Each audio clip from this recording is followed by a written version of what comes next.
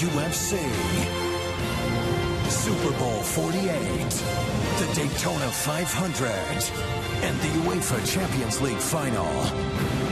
The world's biggest events are on Fox Sports. We are Fox Sports!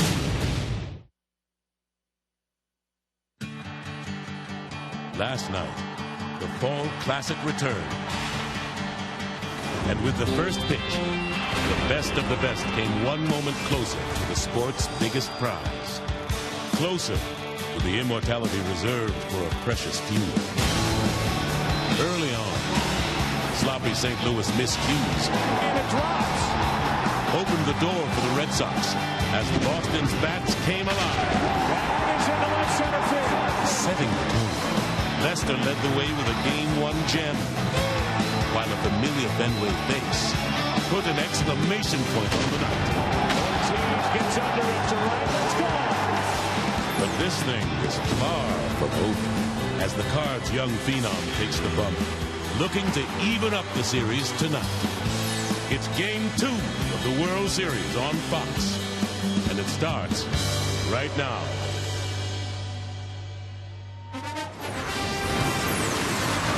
And welcome to the Chevrolet World Series pregame show on Fox, powered by MLB Network.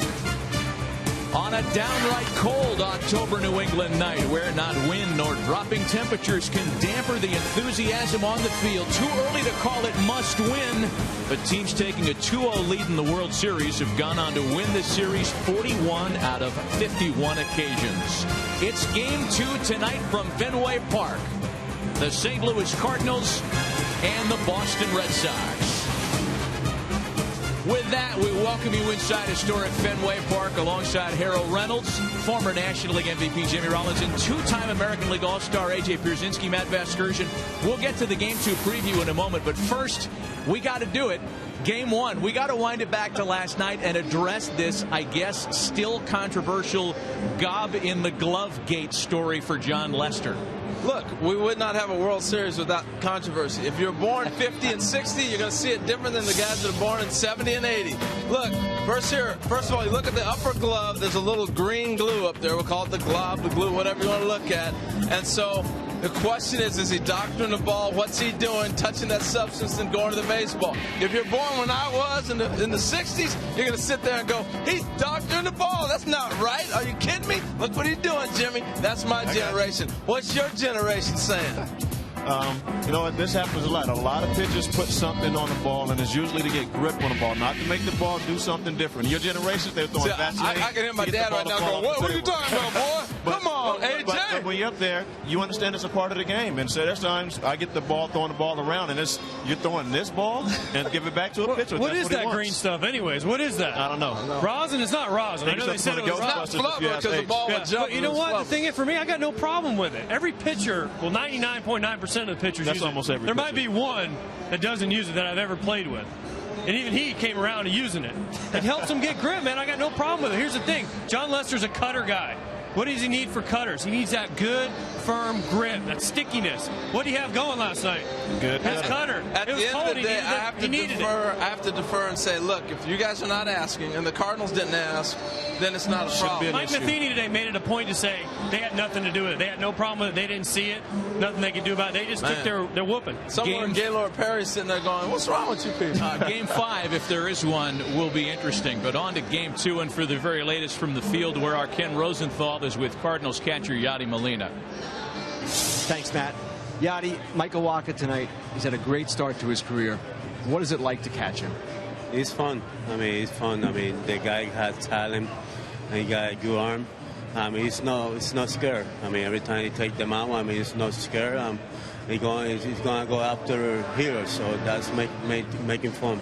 Carlos Beltran, he hit that wall awfully hard last night. How surprised are you that he's playing? I was surprised. I thought we were going to lose the guy for a long time. But I'm surprised. He's a warrior. He wants to be there, so I'm glad that he's in the lineup tonight. Now, you guys are down 1-0. Obviously, you don't want to go back to St. Louis down 2-0. How important is tonight? Yeah, tonight is a big game for us. We got a right guy in the mound. Wacha is doing good for us, so hopefully we got the win. Yadi, thanks very much. Yeah. Erin Andrews, over to you. All right, thanks so much. Another huge night offensively for you last night. Clearly, you're in a zone. What's it like being in a zone like that? I mean, it feels good. You know, you go up to the plate and, you know, there's no thinking about anything. You just see the ball, hit the ball. You know, for me, it's just I feel like I can zone up a pitch and put a good swing on something. So it's definitely a good feeling. Is it looking like a beach ball right now, a volleyball? How big is that ball? I mean, it looks big. You know, I'm seeing it. You know, I'm seeing it good out of the hand, which is good. And you know, my timing's good, so it's real comfortable when I'm up. And hopefully you'll be comfortable against Michael Wacha tonight. Give me a scouting report, keys against going up against this young pitcher. Yeah, it does really hard. Uses fastball in and out, has a really good changeup, curveball. So we're going to go at it like we did last night. You know, we're going to stick to our game plan, try to work him, get him deep in his pitch count, you know, get into the bullpen. So we're going to work together to try to do that. All right, Mike Napoli, Florida boy, go get warm. Thanks so much. Aaron, thanks. Let's continue talking about Michael Wacha. Ever since his near no-hitter of the Nationals a month ago today, Harold, he's been a pretty tough customer. Oh, he really has. He made a little national audition, then jumped out. But I'm going to tell you what, you can talk about Kershaw, Verlander, Scherzer, all those guys combined. This guy's stuff's as good as anybody you're going to see. And what I like about him is what he's learned from. Guys that learn from other people. And if you look at Wacha, who he's been around Chris Carpenter. He's been around Adam Wainwright. The Cardinals are unique in that when you throw a bullpen, all their starters go watch you. So what are you going to do if you're a young 22-year-old coming up to the big leagues? You're going to learn from those two guys who have been two of the top pitchers in baseball over the last 5-7 years. So now all of a sudden you take that look, that combination, and you apply it to your craft. And I'm going to tell you what, Jimmy, this kid's got a high ceiling. I look for him to have a big game tonight. He definitely has a high ceiling. He's been around, you know, two of the best pitchers in baseball. Carpenter was a competitor every time out there, gave you something. Wainwright the same, who learned from Carpenter. Now it's his turn. And they essentially are the same guys. Tall, right-handed pitchers. Wacha obviously throws hard. But instead of the curveball, he uses his changeup. He has great arm speed, great length, and that's what makes a great changeup. So they're slightly different that way, but everything else, you're right on. You want to talk curveball? Let's look on the other side of the field here in John Lackey. That's his pitch. Since 2002, when he started Game 7 and won for the Angels of Anaheim, that's his pitch. John Lackey has one of the best curveballs going, and he's focused it here on the postseason. Let's look at this here against the Tigers here in Game 3. Andy Dirks, no chance. Look at the bottom fall out of that thing. Here's a Harold Reynolds swing by Torrey Hunter. Look at that thing. That was Harold in his prime right there. Here we go, Torrey again, no chance. Look at that thing. That is just a nasty curveball. Omar Infante, I'm sorry, but you cannot hit that. Look at the depth on this thing. Look at that, the bottom. It just is amazing how John Lackey has kind of reinvented himself. He used to be more of a power pitcher, hard fastball cutter. He's become a curveball guy. He will throw that in any count, any situation. He believes in it. He might have some stuff in his glove, help him get some grip on it, get a little more grip. It doesn't matter. He's got a great curveball. So how does Mike Matheny come after John Lackey and the Red Sox with the Cardinals down 1-0 in the best-of-7 Fall Classic? Looking at the Cardinals lineup tonight, the big question before Game 2, was Carlos Beltran going to be out there? The answer is yes, batting second in right field. The change for St. Louis, it's Daniel Descalso in the ninth stop, giving Pete Kozma the night off. Descalso at shortstop, batting number 9. And yes, Alan Craig's back out there at DH after a 1-for-4 return to the lineup in his first game action since September 4th in Game 1 last night. Time for us to take our first time out. Last night's lopsided loss doesn't mean the Cardinals aren't still enjoying the moment, but Boston hasn't lost a World Series game since Game 7 against the Mets in 1986. We're back with more next.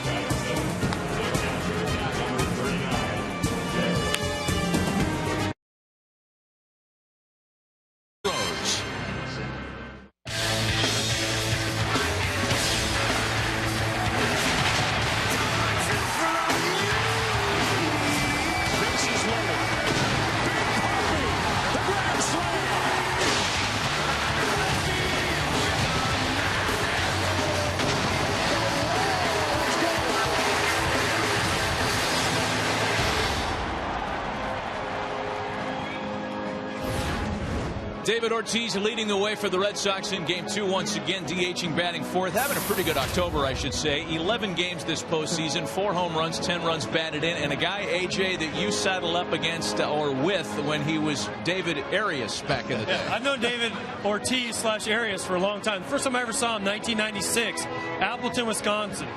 Appleton or Wisconsin Timber Rattler. He was David Arias at the time. That winter, the Minnesota Twins traded him for him. David Ortiz stepped into the picture. First game I ever played with him, Fort Myers Miracle, 1997. Hit a home run in the bottom of the 9th inning. They brought in a lefty to face him. He hasn't stopped since. He's one of the best clutch hitters I've ever seen in the big situation. He loves it. One of the best guys you'll ever meet. Just to sit down, have fun, laugh, always has a smile on his face. Incredible guy, and I consider him one of my best friends. And I think what you saw back then was clutch. You know, he's been that ever since he's been in the big league, especially this time of year. He comes up, game on the line, and finds a way to deliver. If you look at last night, a lefty, bringing a lefty to get him out. He says, nuh-uh, thank you very much. I take fastballs deep. And earlier in the game, he was robbed of a grand slam. It could have been an ultra big night for David had not Carlos Beltran been out there taking no runs. But the man just plays this time of year, and he loves it. Well, he's prepared. He's as prepared as anybody. And I think, you know, you look at the game plan. Benoit, first pitch, changeup, homer. Last night, 97 miles an hour, first pitch, home run on a fastball. He gets himself ready. And a lot of DHs, you spend that time there, the days of going back and eating and riding a bike are over. You know, he goes and hits, gets himself ready. Franchise with a lot of fall legends. David Ortiz's name is right there with the Yastrzemskis, the Williams, and the old school guys. He's got to be top of the list. They might have 3 rings here after this one, so he's got to be at the top. You make a real good point. David Ortiz adding it to his resume for Cooperstown as well. Let's face it. There's no doubt about it. I mean, you got to start thinking at it. You look at his career, no doubt. All right, from a player who continues to add to his fall resume to one whose October body of work is complete as one of the game's all-time best. We turn it over now to Fenway Park PA announcer Henry Mahegan. Earlier tonight, for just the 13th time in Major League Baseball history, Commissioner of Baseball Bud Selig presented the Commissioner's Historic Achievement Award to one of the greatest to ever play the game. His dazzling numbers, 652 career saves, and 5 World Series championships, are matched only by his grace and class. While he played for only one team throughout his amazing 19-year career, he earned universal respect and admiration from fans and players in every major league city. And nowhere more than here in Boston, where his kindness and sportsmanship endeared him to Red Sox Nation forever. Won't you please join us in welcoming to the pitcher's mound the great Mariano Rivera.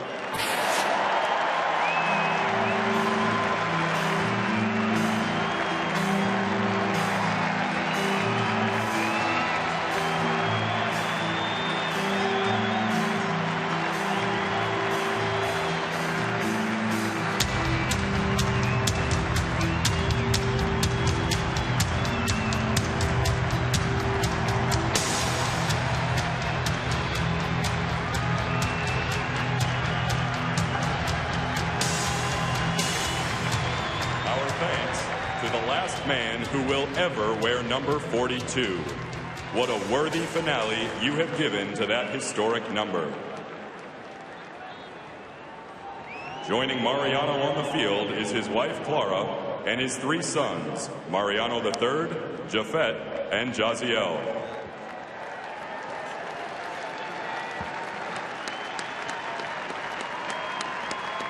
Thank you for sharing your husband and father with us. And thank you to future Hall of Famer Mariano Rivera.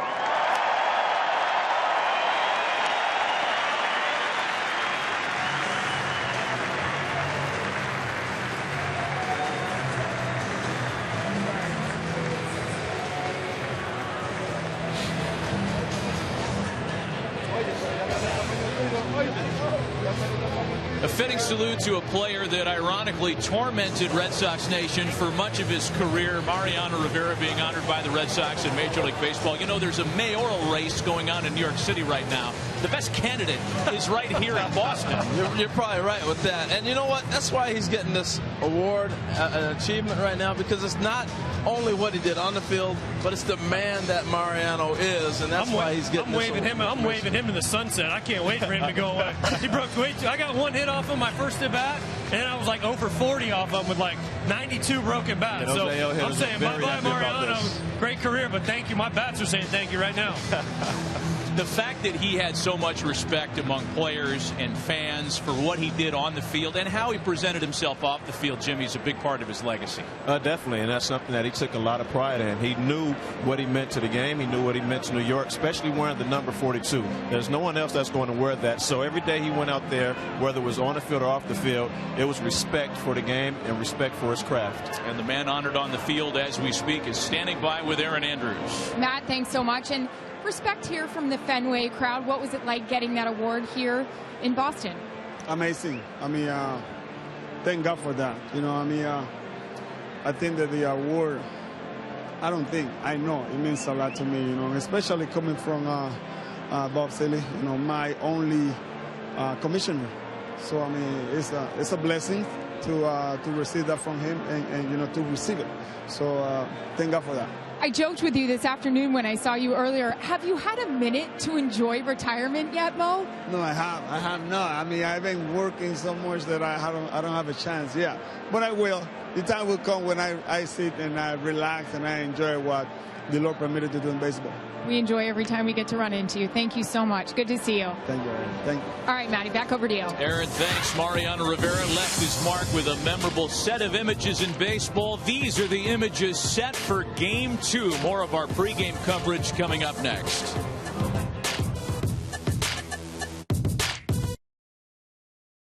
On Fox. This Sunday, it's Game 4 of the World Series at 8 Eastern, and stay tuned during the 5th inning for the exclusive final trailer debut of the Hunger Games, Catching Fire. It's all a part of Catching Fire Sunday right here on Fox. In the meantime, Game 2 is coming up on tap, and for John Lackey, it's a maiden voyage. He's made 323 regular season starts, 14 in the playoffs. He has never faced the St. Louis Cardinals, believe it or not.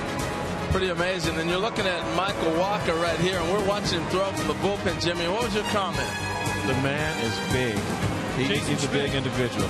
He reminds me of Jason Schmidt in his prime. Fastball, changeup, over the top, good angle. He's pretty good. Let me ask you this, guys. There are only 2 Cardinals that have ever faced John Lackey. Does the advantage go to the pitcher? Do the hitters have the advantage when it's one of those new situations? I think it's always advantage pitcher, especially the first time you're going to face them. You're not sure with their ball movement. You're not sure their approach, how they were going to try to get you out. So the pitcher, and you're a catcher, I think has the advantage. I agree 100%. The pitcher has the advantage for the first at bat. After that, all bets are off. It goes back a little bit to the hitter. They've seen him. All right, let's get to our predictions. Let's check tomorrow's papers. I can't even remember what day it is, but what does tomorrow's newspaper headline read, Jimmy Rollins? I have to say the Sox are one step closer. It's cold up here, and I think they're going to find a way to win. They've won 9 straight games at home, and here you go. Another chance to get number 10. Jimmy's jam was nice. Brzezinski's press gets it right, though. Lack of control. You're thinking they're one step closer. I think Lackey's a little bit off. He might not be able to find his curveball because of the cold, breezy weather. Cardinals get to him. They might not have faced him, but they get to him. Walker deals. They find a way to win tonight. I like Jimmy's jam, and I think you're close, but I'm looking at this. Walker colder than the weather. He's cool, right? He's chilling, and he's going to shut down those hot Red Sox bats. Got this think the kid's phenomenal. He's going to have a big night tonight. You guys think Michael Walker continues doing what he did earlier in the postseason tonight? Yeah, I do. I think he's going to have a good game, but I just think I think a lot of it's on what you said, that he has a huge advantage of guys not seeing him, too. All right, guys, it's time now to send it down to PA announcer Henry Mahegan for tonight's National Anthem presentation. We thank you this year more than ever before. And now, ladies and gentlemen, we welcome the performer of our national anthem. Beyond the Grammys, beyond the platinum and the gold, beyond the Rock and Roll Hall of Fame, this amazing singer-songwriter is known and loved throughout the world. but nowhere as much as from Stockbridge to Boston. Won't you please welcome the legendary James Taylor. Oh, beautiful, oh, say can you see by the dawn's early light what so proudly we hailed at the twilight's last gleaming, whose broad stripes and bright stars through the perilous fight o'er the ramparts we watched were so gallantly streaming, and the rockets' red glare, the bombs bursting in air, gave proof through the night that our flag was still there. Oh, say does that star-spangled banner yet wave o'er the land of the free and the home of the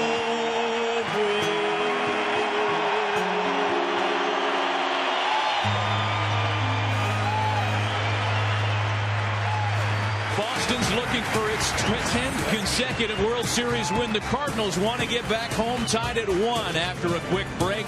Who America is rooting for next.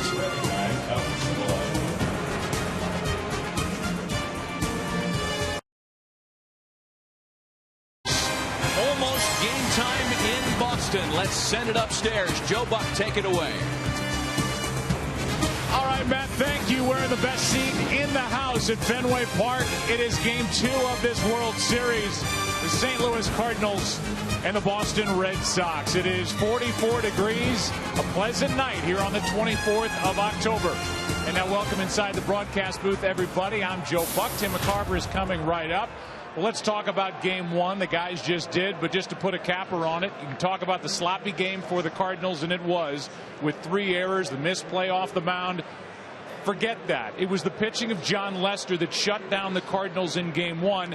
And so we focus, as we always do this time of year, on the pitching. And Tim McCarver, let's focus on the kid. Michael Wacha, 22 years old, has been absolutely phenomenal here down the stretch. Trying and succeeding, Michael Wacha, to shed that moniker of good young pitcher to a good pitcher. Let's take a look at some of the numbers of his last 4 starts. Now, that includes his last start of the season, and then 3-0 in the postseason. He beat Clayton Kershaw of the Dodgers twice in the NLCS, the MVP, and he did everything in such a short period of time. Yeah, I mean, he's just burst onto the scene, so he gets the ball tonight with his team down 1-0. On the other side, here's John Lackey again, who is probably sick and tired of hearing about Michael Wacha the way he was sick and tired about hearing about Justin Verlander, and all he did his last time out was beat Verlander in game 3. Always hearing about the other guy, and in that game, only 1 run scored. That was a home run by Mike Napoli, and John Lackey going 6 2/3, striking out 8 with a great curveball, and I think the Cardinals can expect to see that tonight. So it's game 2 tonight. It is Boston's very own Dennis Leary ready to take us into the break and then baseball. What a World Series. We've got 2 iconic franchises, but let me tell you something, these 2 teams are as different as the cities they come from. You've got the Cardinals from St. Louis, a bunch of clean-cut, polite guys who do things the Cardinal way.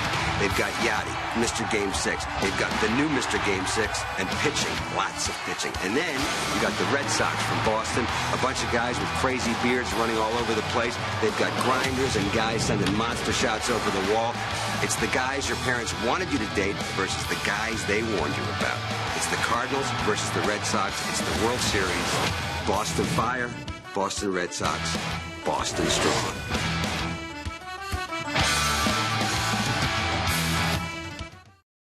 World Series.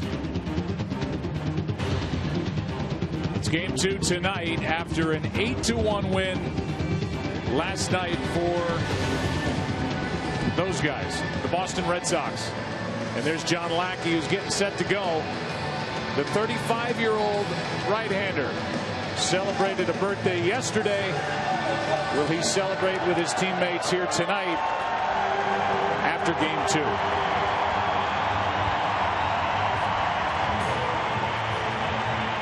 And with that, we'll tell you the World Series on Fox is sponsored by MasterCard, preferred card of Major League Baseball since 1997. Take a look at the numbers for John Lackey, a 10-game winner during the regular season, a guy who missed all of last year while rehabbing from Tommy John surgery. And there are the numbers this postseason. He won in the divisional round against Tampa Bay, and he won beating Justin Verlander in game 3 in Detroit in the ALCS. A deceptive record because no run support this year. The team even kidded him about it. Only 10-13. But he is 2 runs better, that's his earned run average, here at Fenway Park than he was on the road. When he is ready, the opening pitch will be brought to you by Budweiser. Great times are waiting. Grab some buds. And here at Fenway Park, they are still standing, packed in, and ready for the first pitch of the night. How about the Taco Bell starting lineup for St. Louis? Brought to you by Taco Bell. Sometimes you got to live Moss. Matt Carpenter leads it off at second base. Carlos Beltran, even after banging into the wall last night, hurting his right rib cages in there, batting second. Matt Holliday homered last night, the only Cardinal run. Matt Adams moves up to the cleanup spot against the right-hander Lackey. Then it's Yadier Molina, Alan Craig the DH, David Freese, John Jay is in center, and Daniel Descalso gets the start at short, batting ninth, after Pete Kozma made a couple of early errors in game 1 last night. And here are the 4 keys to the game. Yeah, 3 errors for the Cardinals. That matched the most errors all year. A comical single that bounced between Adam Wainwright and Yadier Molina, and then Carlos Martinez came in, crossed up Yadier Molina, a high wild pitch. It was a dreadful evening in game 1 of the World Series for the Cardinals last night. Mike Matheny came in after the game, and he talked to his club. He didn't share with us exactly what was said, but the message was, that's not the way we, the St. Louis Cardinals, play, and let's not let tonight, being last night, filter into game 2. And he said it was eerily reminiscent of 2004 when he was the catcher for the Cardinals, as Carpenter takes strike 1, and we're underway in game 2. And he said, we thought we were world beaters, won 105 games, came in here, lost a deflating game 1, and before you knew it, the season was over, and we were wondering what had just hit us. When you're losing, it goes by quickly. They were swept by the Red Sox in 04. Here's the 0-1 pitch. Carpenter takes another strike. And good velocity, 93 from John Lackey on that last pitch. Carpenter, Beltran, and then Holliday. Matt Carpenter led the National League in hits with 199. He hit .318. One of the best leadoff men in all of baseball. He checks on the shortstop, Drew, on one hop, gathers, throws, 1 out.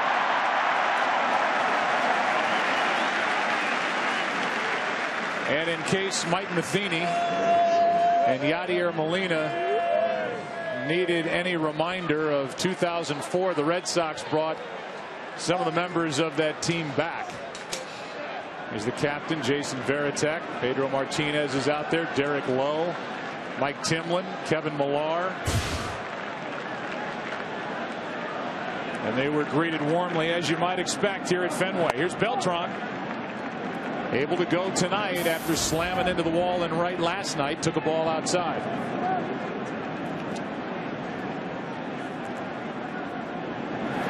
And now another 2-0. I wouldn't say that Carlos Beltran has a flak jacket under that shirt, but he does look like he has a bit of padding, perhaps tape, under that shirt, running into the right field fence last night, making the play on David Ortiz.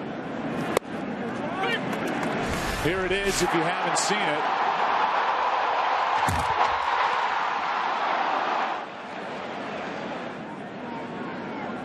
into the crease. Here's a 2-1.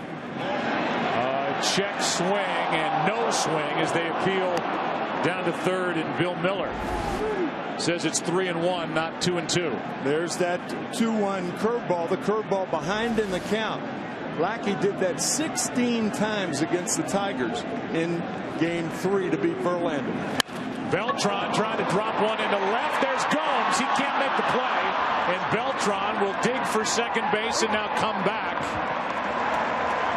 with one out here in the first. Gomes able to knock it down after not being able to make the catch. Joe, I know this may sound strange, but when you have a torso injury as a hitter, you don't try to swing too hard, because you know when you swing hard and miss, it's going to hurt. So you just try to make contact. And that's what Carlos Beltran did on that 3-1 pitch for the first hit, first base runner of the game. And so now 1 on, 1 out. Beltran took that wide turn but got back to the bag as Gomes tracked it down. Now Holliday takes a strike. Matt Holliday is 0 for 7 in his career against John Lackey. He is at .395, 15 hits and 38 at bats here at Fenway Park. He went deep last night. He takes outside, a ball and a strike, and asking him before the game, he said, I see the ball better in this park than I do any other across baseball. Wow. It's with regard to the hitter's background, what he's looking at. He said they don't rub up the balls real dark here at Fenway, and he can see the rotation better. And he can see the laces as he fouls it off to the right. The stitching on the ball is something that, I guess, Ted Williams is about as famous as anybody for identifying what pitch was coming his way, and Holliday sees it really well here. You'll see the stitches on the ball, on curveballs thrown by John Lackey with that tightly wrapped curveball. We'll see it all night. So will the Cardinals. 1 on, 1 out. Here comes a 1-2 pitch. 2 up. And he got him with a 93-mile-per-hour fastball. Four-seam fastball out of the strike zone, but too close to take.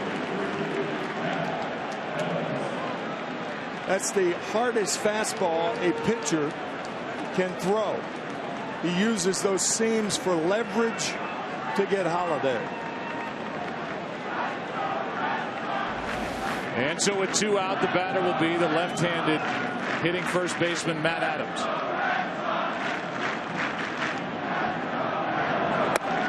Strike 1. For coverage of this game in Spanish, we ask you to tune into Fox Deportes as we're underway here in game number 2. Adams hit .345 this season with runners on base. He's got Beltran at first, 2 out. And he hits one into left. Gomes is back, plenty of room. The top of the first is history. A hit, a man left. Red Sox coming up, leading this World Series 1-0, no score. Minutes could save you 15% or more on car insurance. Here's the starting lineup for the Red Sox, brought to you by Taco Bell. Sometimes you gotta live Moss. Jacoby Ellsbury leads it off in center.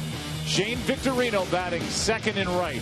Dustin Pedroia hits third. David Ortiz the DH. Mike Napoli at first. Johnny Gomes in left. Jared Saltalamacchia does the catching. Stephen Drew hitting eighth, and Xander Bogaerts in the number 9 spot here in game 2. And that's the group to be faced by this 22-year-old in his 13th major league start, Michael Wacha. Look at that, a .43 earned run average, 21 innings in the postseason. And again, he was the MVP of the NLCS. And that first thing, there are just a lot of young pitchers in the game who are not as composed as young Michael Wacha. After only 12 major league starts, he has already developed that fastball changeup combination that is just devastating. The Red Sox lineup, obviously these guys haven't seen him. Right. And so seeing Wacha for the first time with the downward plane that he has with that changeup, he is awfully tough on hitters who have never seen it. And fastball. He'll throw it out of the center. That's the reason that a changeup is effective is you throw it out of the same arm slot and you don't give it away. He throws the curveball about 3 to 5% of the time, but it's just a show me curve. Ellsbury digging his way in. Hitless last night, and he takes a ball.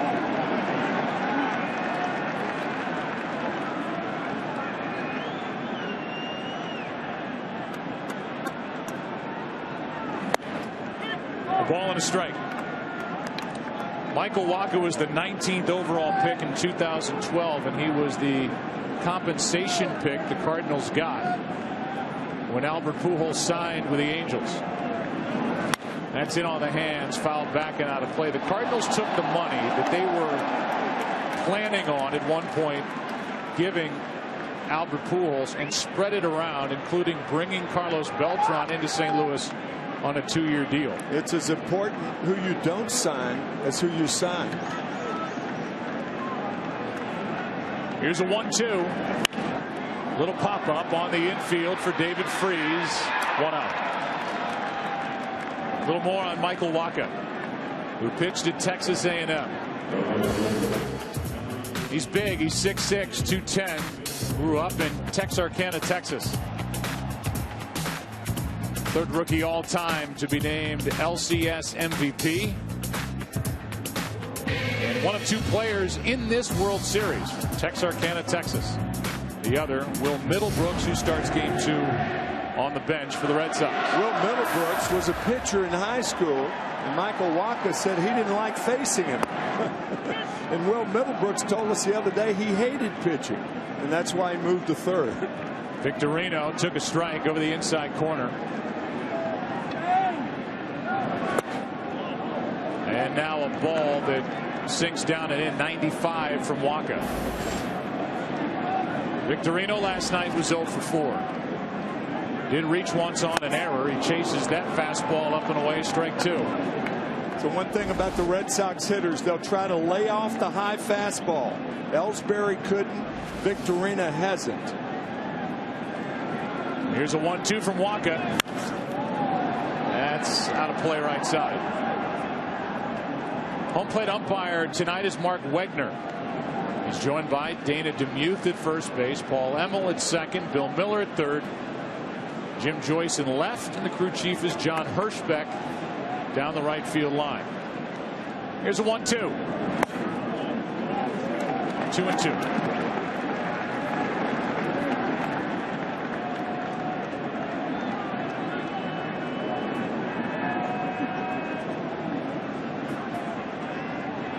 Victorino fouls it away.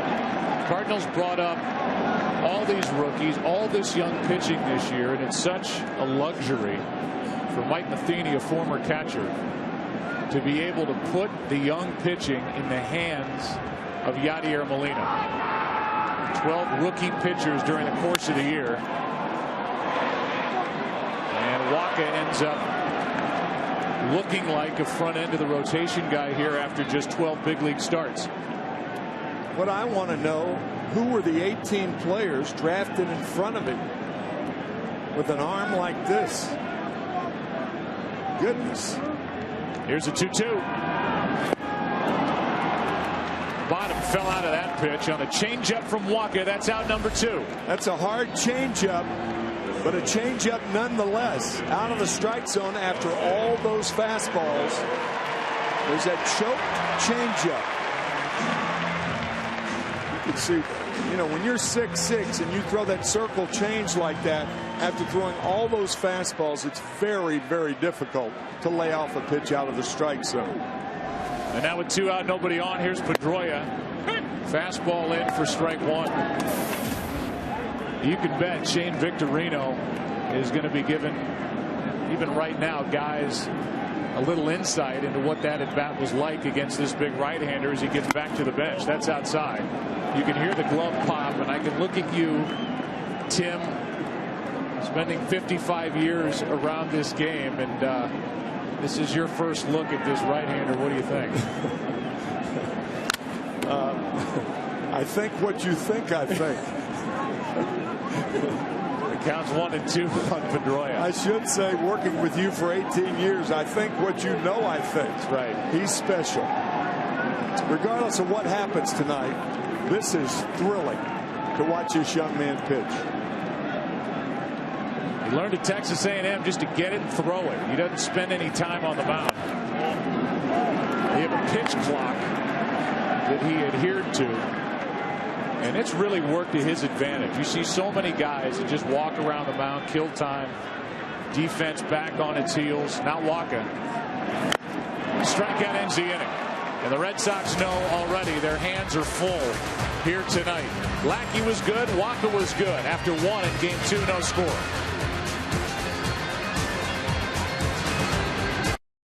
America. You can use hashtag troop thanks to share your expression of gratitude to our troops. Bank of America will donate $1 up to $1 million to Wounded Warrior Project and welcome back veterans on your behalf. Into the second, no score. Cardinals got a hit from Beltran. Stranded him, and so it's Molina, Craig, and Freese against John Lackey.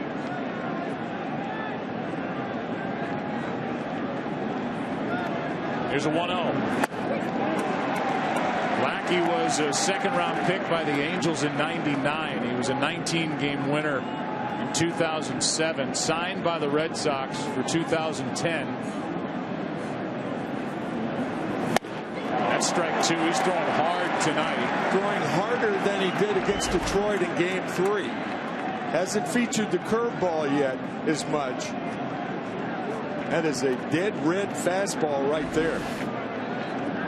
Here's a 1-2. In his first year, Lackey here with the Red Sox went 14-11. That disappointing collapse in 2011. He was just a .500 pitcher, and last year didn't pitch. Recovering from Tommy John surgery. He has benefited from the return of John Farrell and his pitching coach Juan Nieves. Here's one into right that is down for a base hit. Molina is on to start the inning, and we'll check in with Aaron Andrews with Michael Waka's family. Joe, thanks so much. I'm here with Karen, Tom, Britt. Good seats here at Fenway, by the way. You know, there's been conversation about how composed your son is at 22. Last year pitching at Texas A&M, now pitching at Fenway Park in the World Series. Where does he get that composure from? From his dad. He's a mini me. He's so I'm telling you, however Michael reacts, Tom reacts. I mean, they're just one and the same. It's awesome. We'll ask you here, you've been along for the ride. You went to the Los Angeles series. You were there for the game at Pittsburgh. What's it been like for you guys? Oh, man, it's, you know, as a parent, it doesn't get any better. Sitting in some of those parks and watching your son play, certainly in Pittsburgh, tough series there, getting a win, and then being able to get 2 great wins in front of the fans at St. Louis was just outstanding. You have a very superstitious family, Britt was telling me. What's the superstition that you do on game day, guys? It just varies.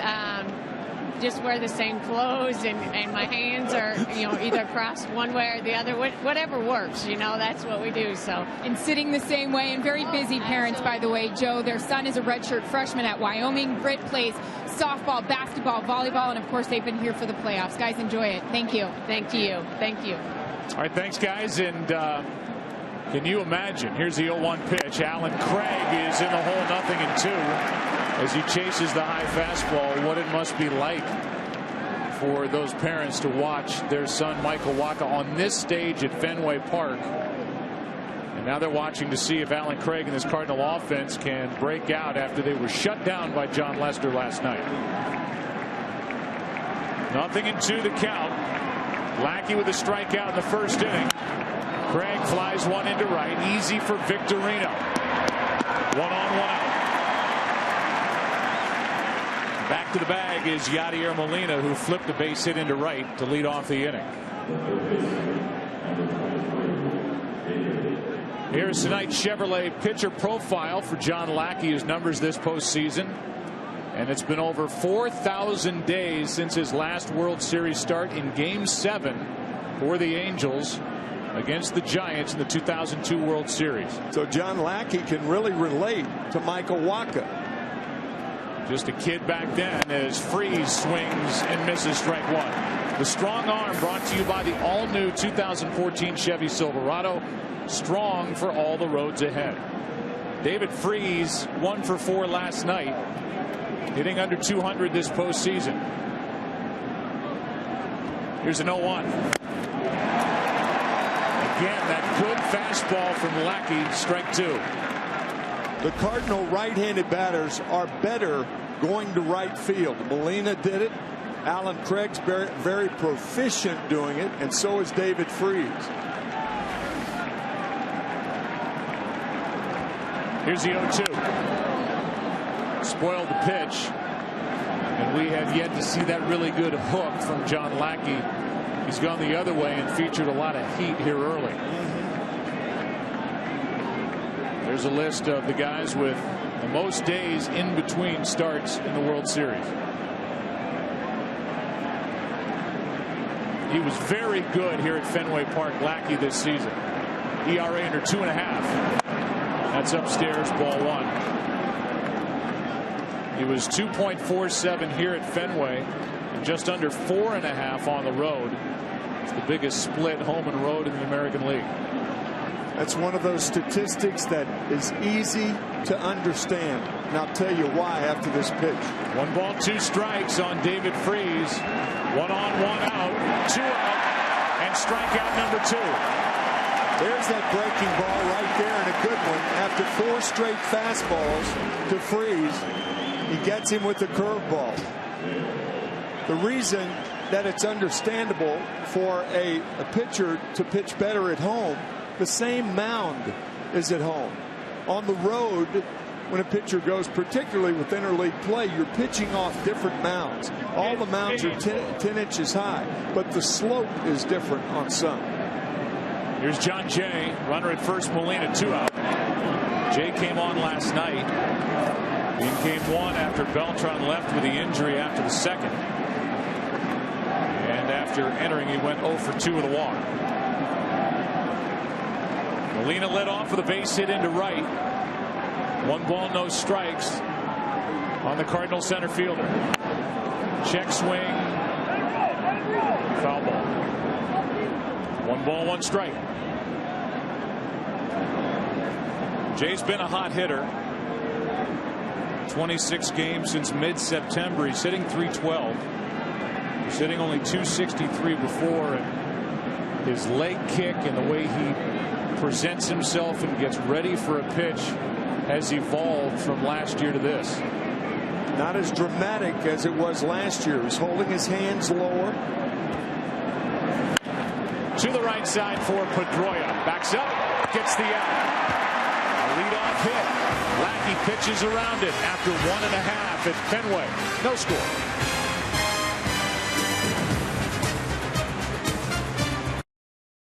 Waka. Waka waka. Waka waka. That sounds not good.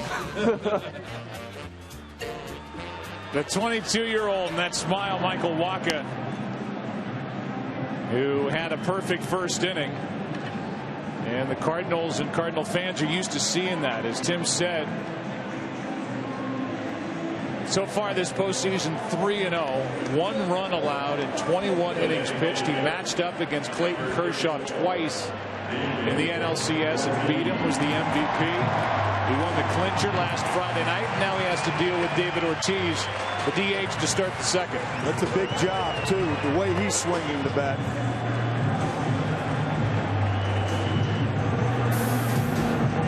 There are the numbers this postseason for Ortiz. Last night, he did his thing. He hit his career 16th home run during postseason play. He was 2 for 3, drove home 3. And he's got 11 World Series RBIs, which is number 2 in Red Sox history to Dwight Evans, who had 14 in his career. First pitch, a ball, up and away.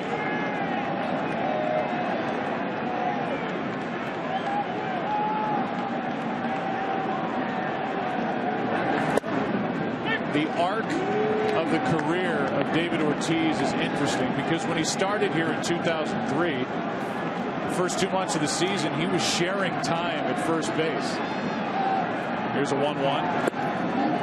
He became a postseason star, and it built toward 2010 when, after about a month of the season, people wondered if he was finished. The same the next year, and he has been able to resurrect his average and his power numbers in 2010 and 2011. He had a big year this year, and he's out number 1 here in the second. Turns 38 in November.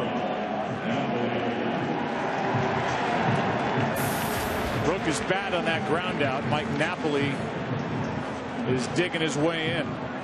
Ken Rosenthal is with us. Kenny, Tim asked the question back in the first inning, how did Michael Wacha fall to number 19? Who were the 18 guys who were drafted in front of him? What's the reason he went 19th? Well, Joe, I asked 2 general managers that very question today, and they both mentioned something that Tim talked about earlier, Michael Wacha's lack of a breaking ball. He didn't have one in college, really, doesn't throw it much even now. Now, funny things happen in the baseball draft. Mike Trout went to number 25 in 2009. But that said, a lot of general managers and scouting directors are asking themselves right now why they didn't rate Wacha higher. There were 7 pitchers, 7 drafted ahead of him. Man. 1 ball, 1 strike. Napoli at the plate, 1 out, nobody on, and that's inside, driving Napoli away from the dish. 2-1.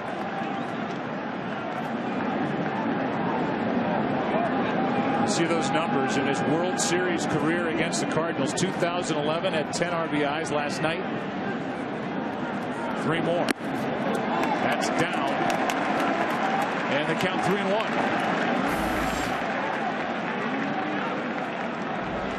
It was Napoli who got the scoring started last night with the bases loaded. 3-run double into left center field. Count in his favor. 3-1 pitch is over but low. And the Red Sox have their first base runner of game 2. The World Series on Fox is sponsored by Budweiser, the official beer of Major League Baseball. Great times are waiting. Grab some buds.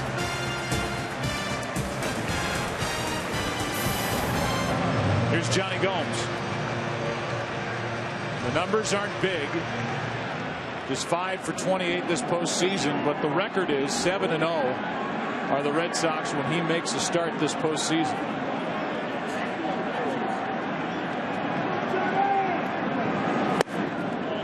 Fastball misses, ball 1. You know, there are very few guys in the game that are winners without the numbers to back him up. And Johnny Gomes is one of those guys. Tampa Bay, Cincinnati, Oakland, and now Boston. He's a winner. After the walk, the count's gone to 2-0 on Gomes, who started what was the game-winning rally in Game 6 of the ALCS with a double high off the wall and left against Max Scherzer. That's what you do if you're Gomes here. Look for an inside fastball and try to yank it.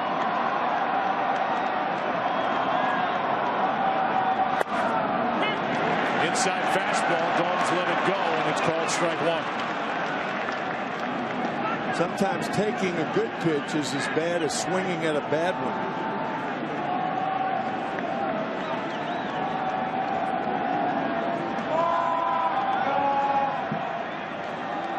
A Wacha chant from those at Fenway as this one's fouled back to the right now to play, and the count's 2-2. I read a quote by Michael Wacha in the Boston Globe. He said a reporter asked him what the weirdest thing about the Waka Waka chant. He said, well, they named a milkshake after me.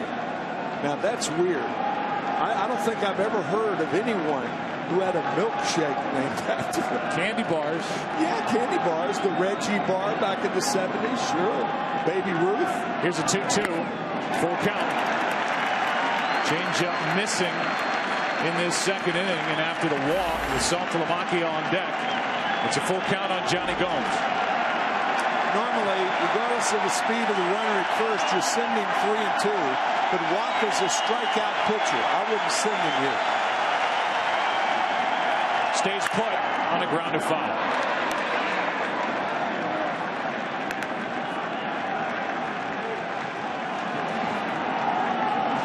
The postseason numbers aren't great for Gomes, but the overall numbers since the end of August are. 289 average, couple of home runs, 12 RBIs. Waiting for another 3-2. Same result.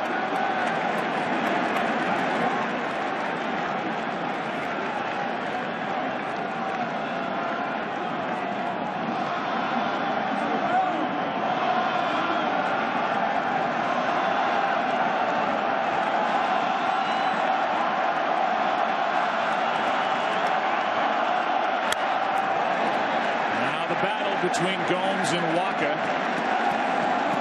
This will be the 9th pitch of the at-bat coming. The Cardinals got 50 regular season wins by pitchers 25 years old or younger, the most in Major League Baseball.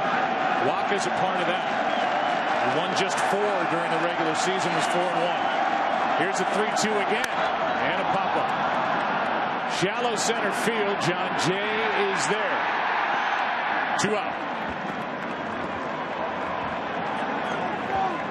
The batter will be Saltalamacchia. Again, the quest for the Red Sox is to try to make Waka get the fastball down so they can lift it. Can't get on top of that high fastball. Johnny Gomes just proved it. Right around the letters.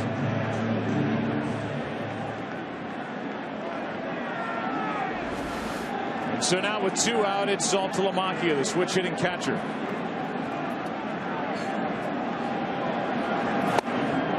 Fastball swung on and missed.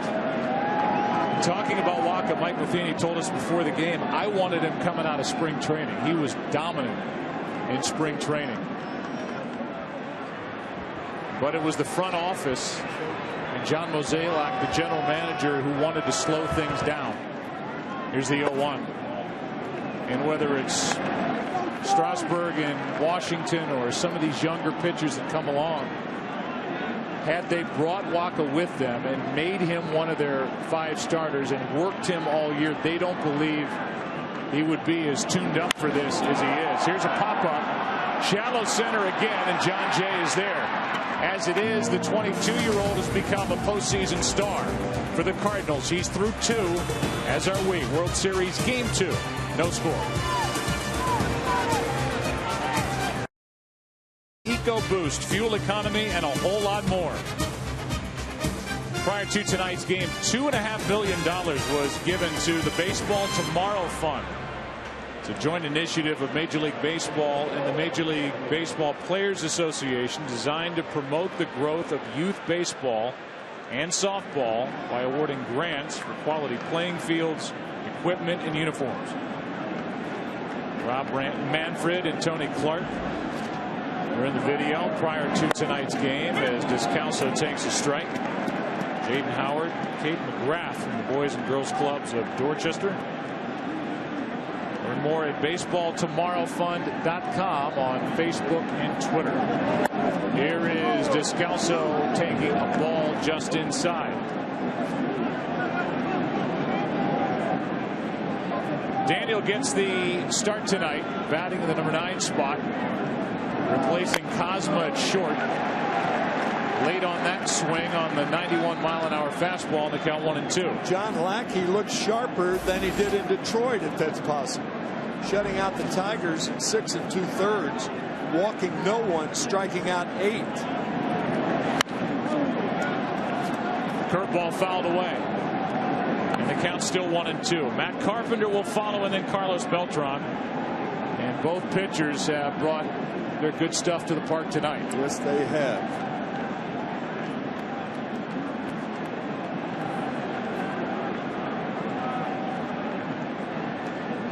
Here's the 1-2. A strikeout is the 3rd of the night for Lackey. 1 away. That was a wicked cutter, buzzing inside to Descalso. Good pitch off the plate. It was a slider. Thought it was a cutter initially. Slider has the spin. The cutter doesn't. So Descalso strikes out. Back to the top of the order, and Matt Carpenter, who's hitting just 170 this postseason. The Cardinals aren't used to that. Good breaking ball for strike one. Hit .318. First full year as a second baseman. The leadoff hitter. In the lineup every day. Led baseball in hits, doubles, runs. There's an 0-1 pitch. First guy to accomplish that since Pete Rose back in 1976 with the Reds.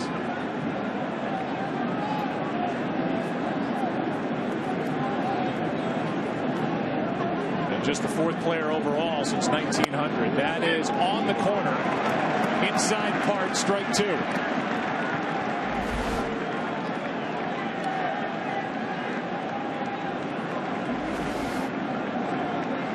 Lackey seems to be able to put it where he wants to tonight. Carpenter grounded out to short his first time up. Here's a 1-2. That's foul. More about Matt Carpenter as he backs out of the batter's box. 6'3", 215 from Galveston, Texas. Talked about what he accomplished this year with the bat, and his favorite player growing up was Lance Berkman, one of the stars for the world champion Cardinals in 2011. Here's the 1-2, 2-2.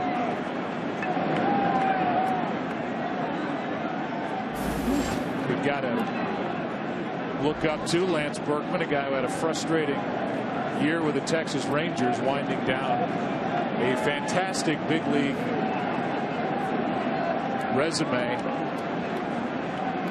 Best switch hitters to come along in a long time. Here's a 2-2 pitch. One of the great guys in the game, too. That's fouled again. Lance Berkman being out of baseball just doesn't seem right.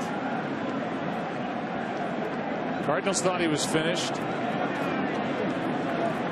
Ended up coming back. Signing with Texas. Just could not stay healthy. Another 2-2. Carpenter. Foul tip hung on to for round number 2. And that's 4 strikeouts for Lackey and 2 out in the third. The one thing about those new mitts, they're bigger now. When you're trying to throw out of them, making the transfer, throw to second base, they're bad. But on foul tips, they come in handy, no pun intended. Right off the edge of the glove into the webbing, and with 2 out, nobody on, here's Beltran, who chops one to the right side. Pedroia circles it, gets the out. Lackey another scoreless inning. Been so good this postseason for Boston. Bottom of the third. Red Sox batting, no score.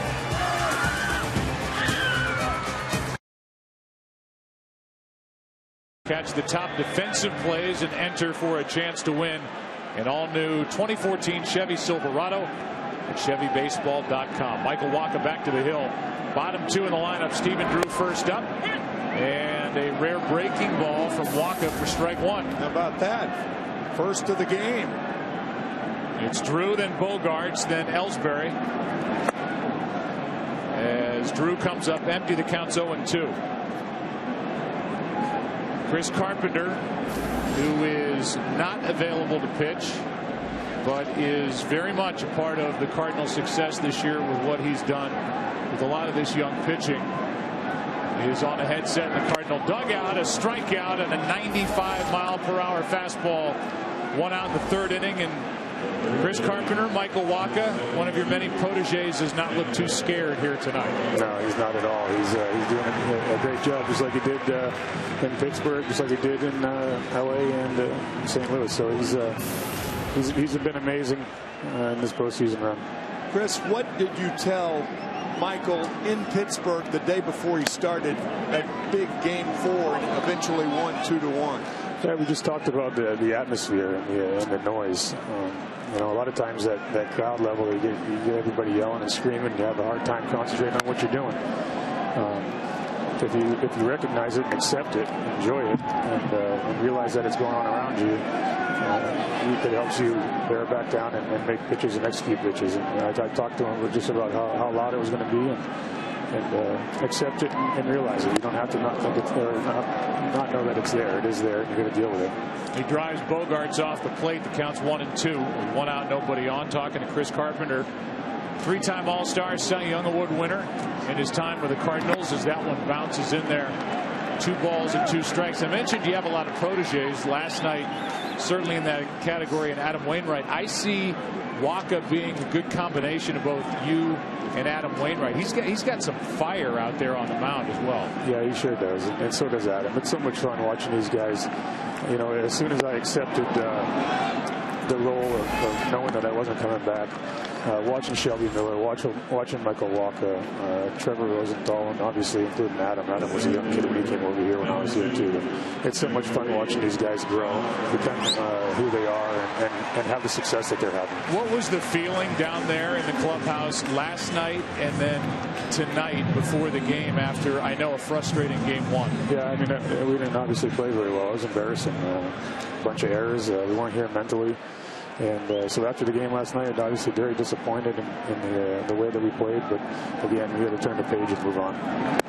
Here's a strike into Jacoby Ellsbury. Another breaking ball from Wacha. Who's been working with that breaking ball for Michael Wacha, Chris? Yeah, he's been working on it. He worked on it a lot down in AAA when they sent him back down. It's a hidden weapon for him.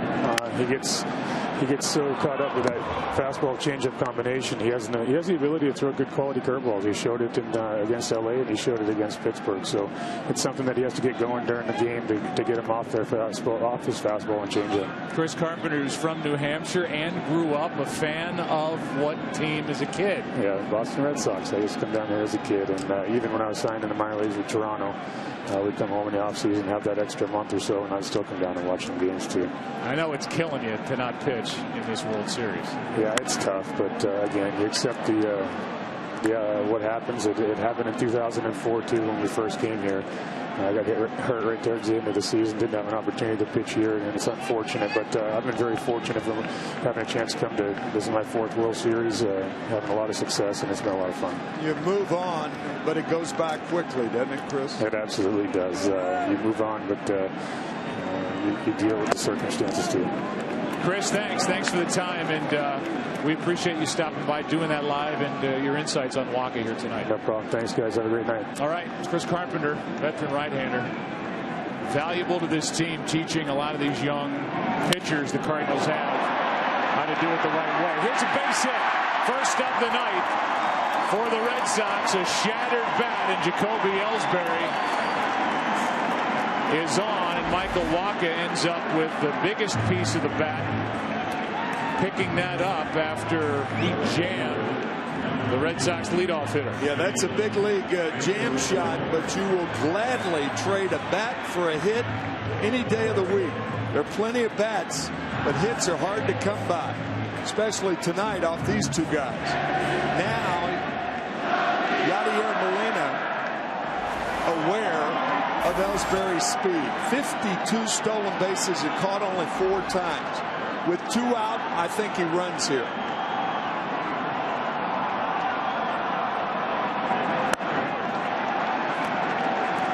First pitch misses high, so it's that battle that we talked about last night that will continue throughout this series. The top 3 in the lineup for the Boston Red Sox, really proficient at stealing bases. The guy behind the plate, really proficient at cutting them down. That's in the air to center. Ellsbury never got a chance to run. That's Jay. And the inning is over. Red Sox have their first hit. We fly into the 4th inning of Game 2, no score.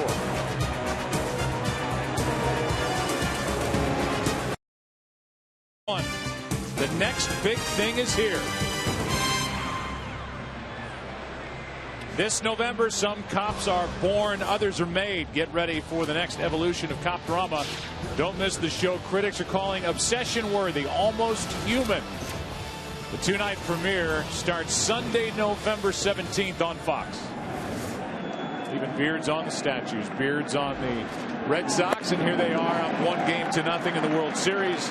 Fastball rides in on the hands of Holiday, strike one on the swing and miss. Matt struck out his first time. 0 for 8 now against John Lackey. Number 3 hitter in the Cardinal lineup. He hits one into right center. This is well hit. Back at the wall. It's off the wall and now rattles around. Holiday will take the turn and end up at third base to lead off the inning. It almost got out, and then it got away from Jacoby Ellsbury. It's a leadoff triple. That area here at Fenway Park is an area where triples are born. This ball is not short hopped the little wall. Fortunately for the Red Sox, it's not out, but Ellsbury recovering in time. But watch it carom behind where Jacoby came from. Holiday with a leadoff triple. And now Matt Adams with Holiday at third, nobody out. A ball from Lackey. Adams during the regular season drove home 51. He has 4 RBIs this postseason. That's it. 11 out of 46. He does have 1 home run that came against the Pirates, the division series. 1 ball, 1 strike.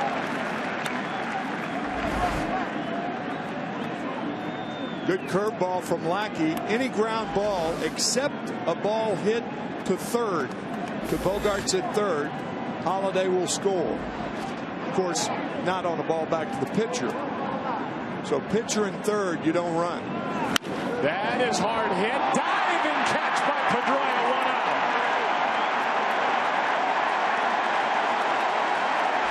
Saved a hit and a run. He's the most creative second baseman in the game.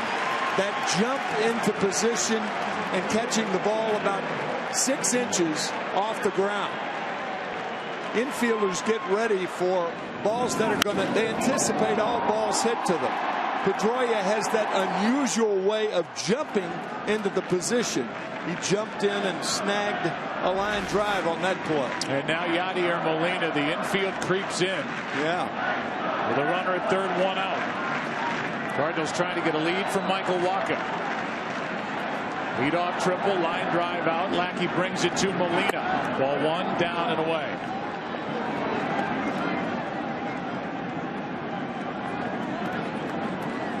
Yadier Molina with a soft base hit into right, his first time up.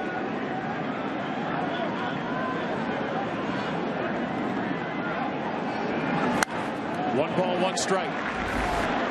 Dustin Pedroia jumping before going to his right and snaring the line drive. I mean, there's serious timing involved there, too. Unbelievable. Got to be a great athlete just to do that. Here is a 1-1 pitch. Chopper over the head of Lackey. A run scores on the out at first. Holiday crosses the plate. Molina drives him home, and St. Louis leads 1-0 here in the 4th. You know, when you're on third base, you can read the height of a ground ball. That high chopper, Holiday could see it was going to be over Lackey's head. He takes a chance, comes home. Pedroia wanted to go home, but goes to first, and the Cardinals are on top. You think about the vision of Holiday. The infield's in, so you're not running, but use your own volition. Great jump, good play, and the Cardinals do it about as well as anybody. They're not fast, but they're an excellent base running team. Now 2 out, nobody on. The batter's Alan Craig, and that's strike 1. So the Cardinals take advantage of that leadoff triple by Matt Holiday. A ball that almost got out of here. And after the line drive out, Molina drives home just his 3rd run of the postseason. Here's the 0-1 to Craig. That's strike 2. He's looking for a chase on that pitch.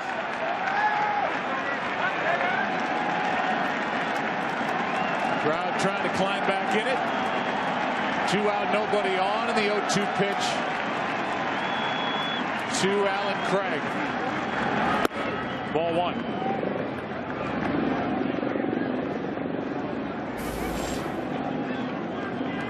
Cardinals 6-0 when scoring first this postseason. We've got a 1-0 lead for Michael Wacha. Second-year manager Mike Matheny. First-year manager in Boston, John Farrell. Here's a 1-2, 2-2.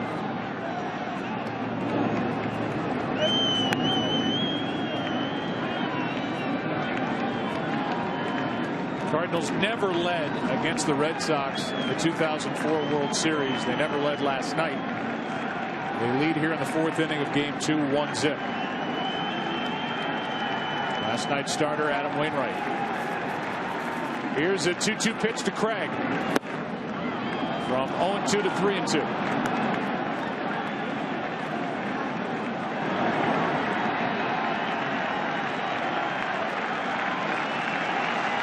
Craig very pleased with how that sprained foot reacted in Game 1. Woke up today feeling pretty good, he said, waiting for a 3-2 pitch. With 2 out and the bases empty. A walk.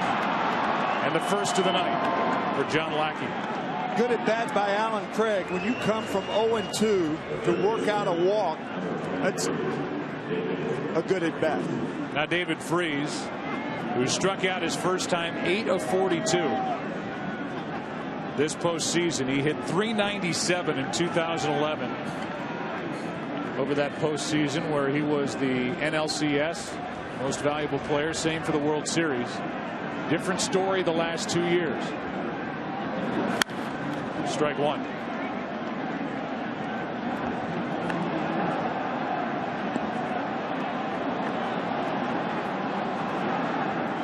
Last triple the Cardinals hit in the postseason before the triple by Holiday leading off this 4th inning was hit by David Freese. The game-tying 2-run triple with 2 strikes in the 9th inning of Game 6. Here's a ground ball up the middle. Drew to his left, has it, throws it, got the out. Good play by Stephen Drew in the inning. Matt Holiday started it with a triple. After the line drive out, Yadier Molina produces the run. Into the bottom of the 4th, Game 2, 1-0 St. Louis. To nothing. Wacha back to the hill. Pedroia first up. Strike 1. Pedroia struck out his first time. David Ortiz will follow, and then Mike Napoli against the 22-year-old. Here's an 0-1.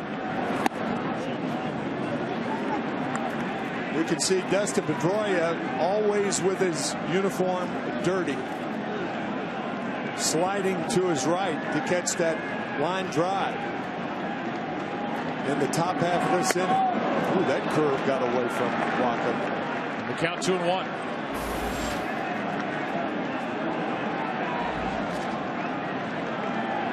Pedroia, 12 hits this postseason, had the 10th best average in the American League during the regular year. Hit .301. Hit 2-1. Outside, 3-1.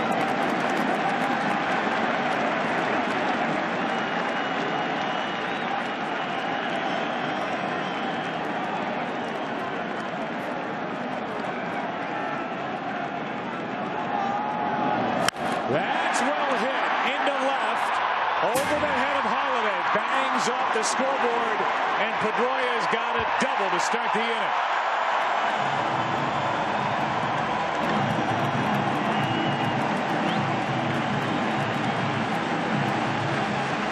A wall ball double for Dustin Pedroia. Count in his favor, 3-1. Got the fastball down enough. He doubles to lead off the bottom of the 4th after Holiday had tripled to lead off the top of the 4th.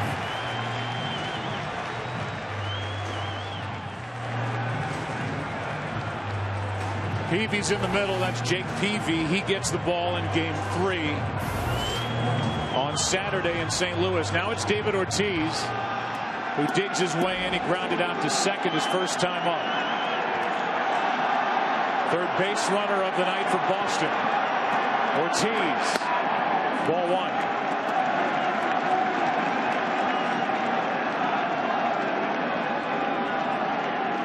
The last guy remaining on the active roster for the Red Sox since the 2004 World Series.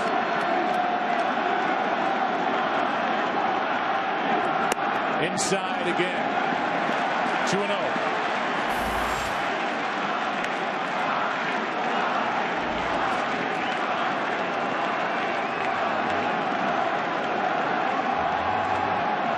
The 37-year-old waits. The 22-year-old brings it. 3-0.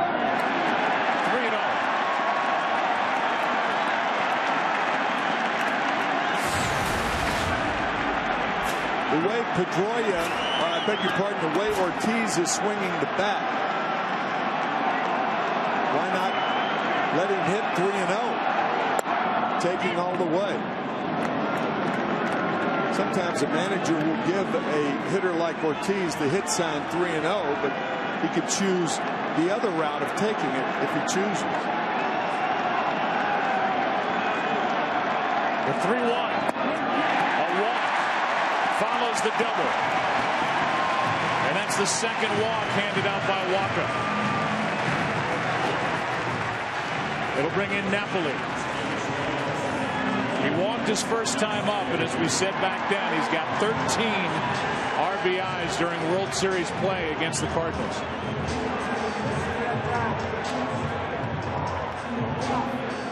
That's the top figure among active players.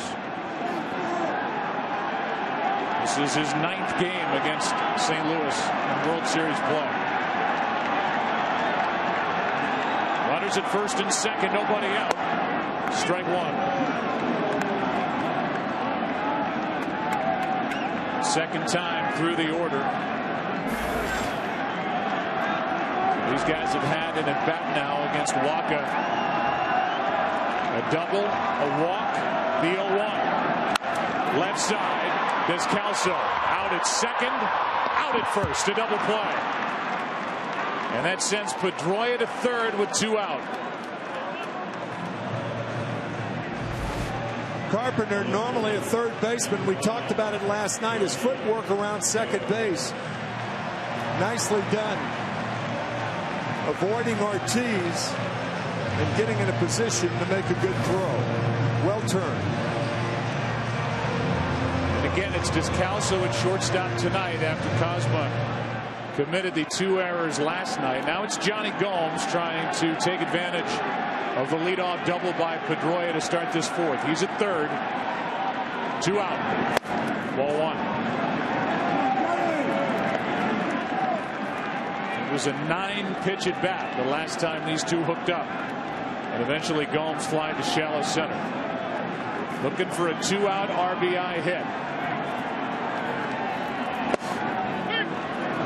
Waka gets the call on the count. 1-1 strike.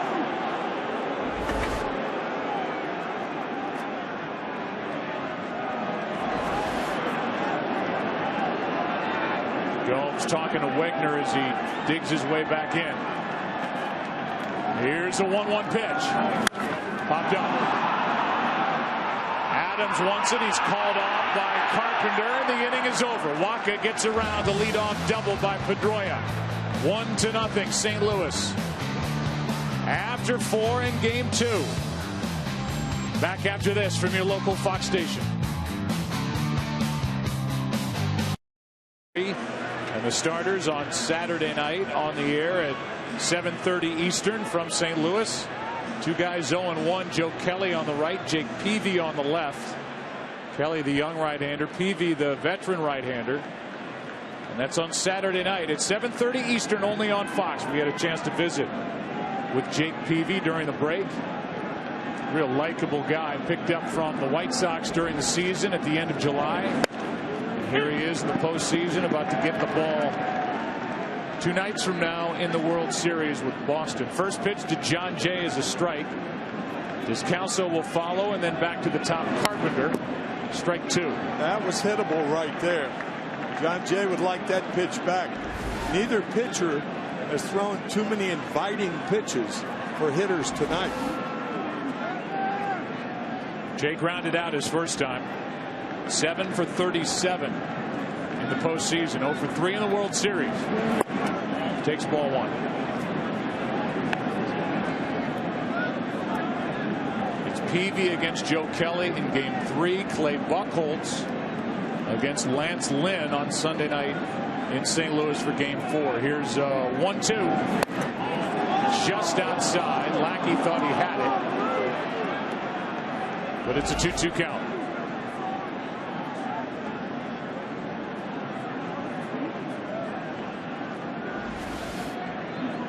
John Jay leading off. 2-2 pitch is hit in the air to right center. That ball might drop. Ellsbury is there with a running catch, 1 away.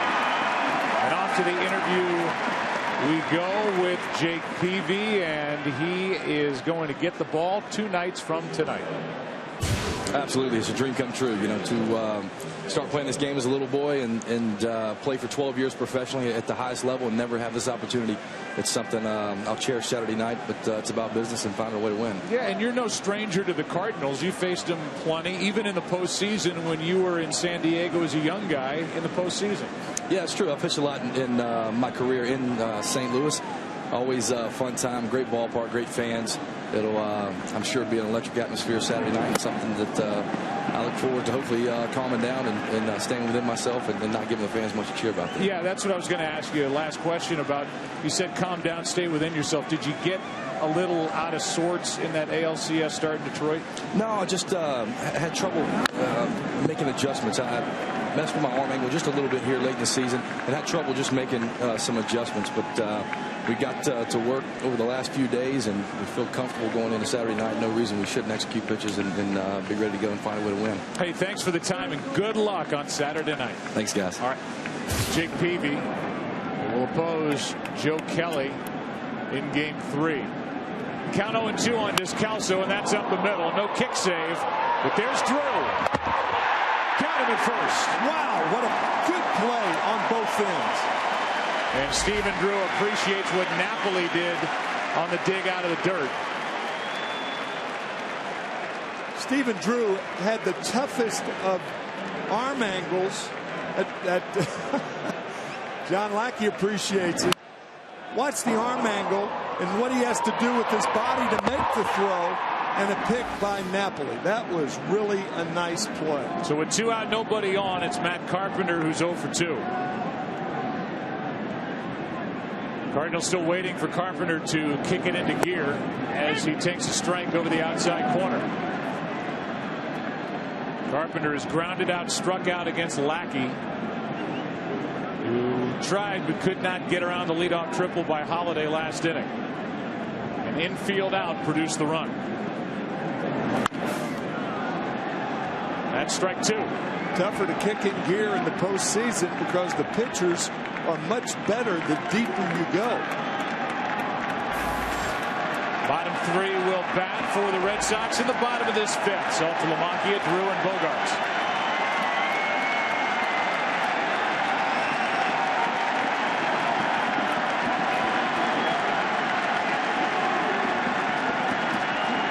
Here's the 0-2. Foul tip.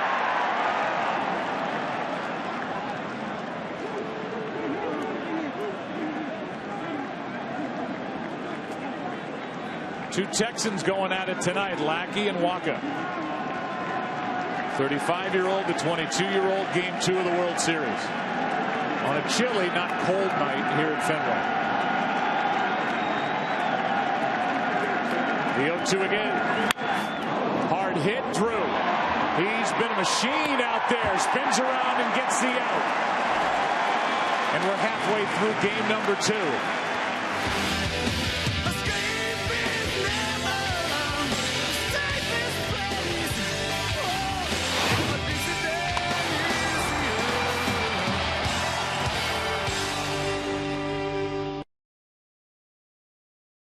Check out the all-new Chevy Silverado at the Silverado versus All event.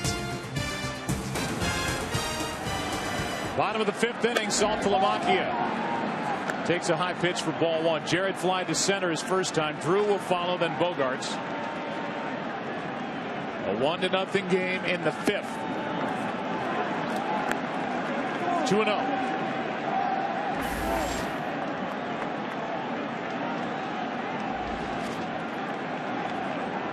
The next from Waka. Down and away, 3-0. Waka has walked 2. Pitched around a leadoff double, then a walk last inning. Got a double play ball off the bat of Napoli and a pop-up from Gomes. Here's a 3-0. 3-1.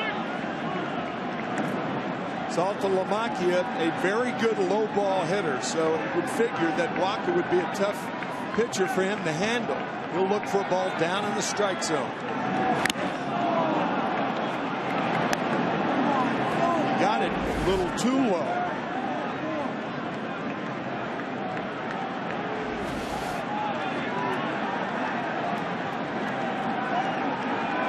So a full count to Saltalamacchia leading off.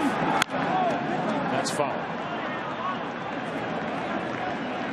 So the count remains full. A little over an hour away from here, Providence, Rhode Island. Tomorrow, get ready to hit the hardwood with a Big East tip-off party at 9 Eastern on Fox Sports 1. More about that after another 3-2 pitch. Is Saltalamacchia. It's a leadoff walk. Bill Raftery joins us at Fox and Fox Sports 1, who helps bring you all the action from all 10 Big East schools on and off the court. And on November 8th, our coverage of the Big East begins as Providence hosts BC. Boston College on Fox Sports 1. Fox Sports 1, your home for Big East basketball all season long. Bill Raftery, one of the great guys in our business. Always smiling. Happy to have him at Fox. Here's Drew. Showed bunt. Pulled back from ball 1. Third walk handed out by Waka. Tying run is on at first with nobody out. Drew looks down at Brian Butterfield, the third base coach, after showing bunt on that first pitch. He's not hitting, trying to advance the runner. He struck out his first time, and Steven is 4 for 40 this postseason.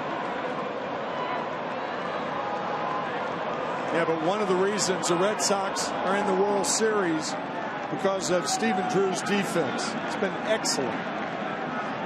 Made a couple of plays in tonight's game. The 1-1. 2-1. Did not show the bunt again. Red Sox beat Tampa Bay. They beat Detroit. 28 more regular season wins this year than last.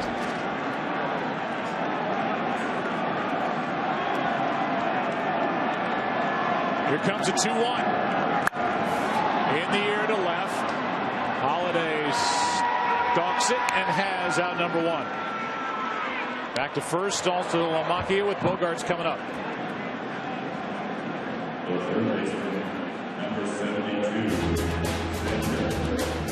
Michael Waka, the fastball high, the changeup low, out of the same arm slot. What a great shot. High fastball, low changeup.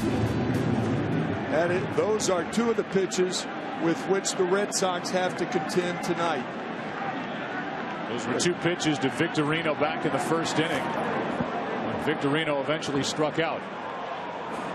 Batter is Bogarts. He struck out his first time. Talk about the youth with the guy on the mound, 22. The guy at the plate's 21. Their combined ages are the age of Mariano Rivera. Honored tonight again. Fastball, a swing and a miss, strike 1.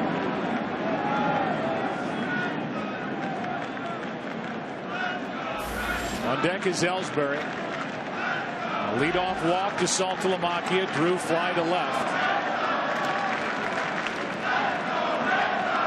And the Red Sox kid waiting for a pitch on 0-1. Taken inside.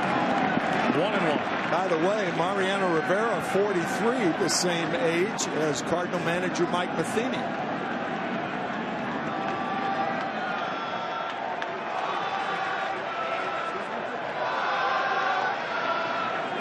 One ball, 1 strike on Bogarts. That is in for strike 2. as Waka gets the call on this breaking ball. It hit the top part of the strike zone. It's not where he wanted it, but it was in the strike zone. Runner at first, one out. And Bogart's out in front of that changeup. The foul ball toward the photographers. The count still 1-2. We ran into Xander in the Red Sox clubhouse before the game, and we asked him many phone calls. He said, "You can't believe it," from Aruba. Here's the 1-2. Back-to-back changeups. This one's taken for ball 2.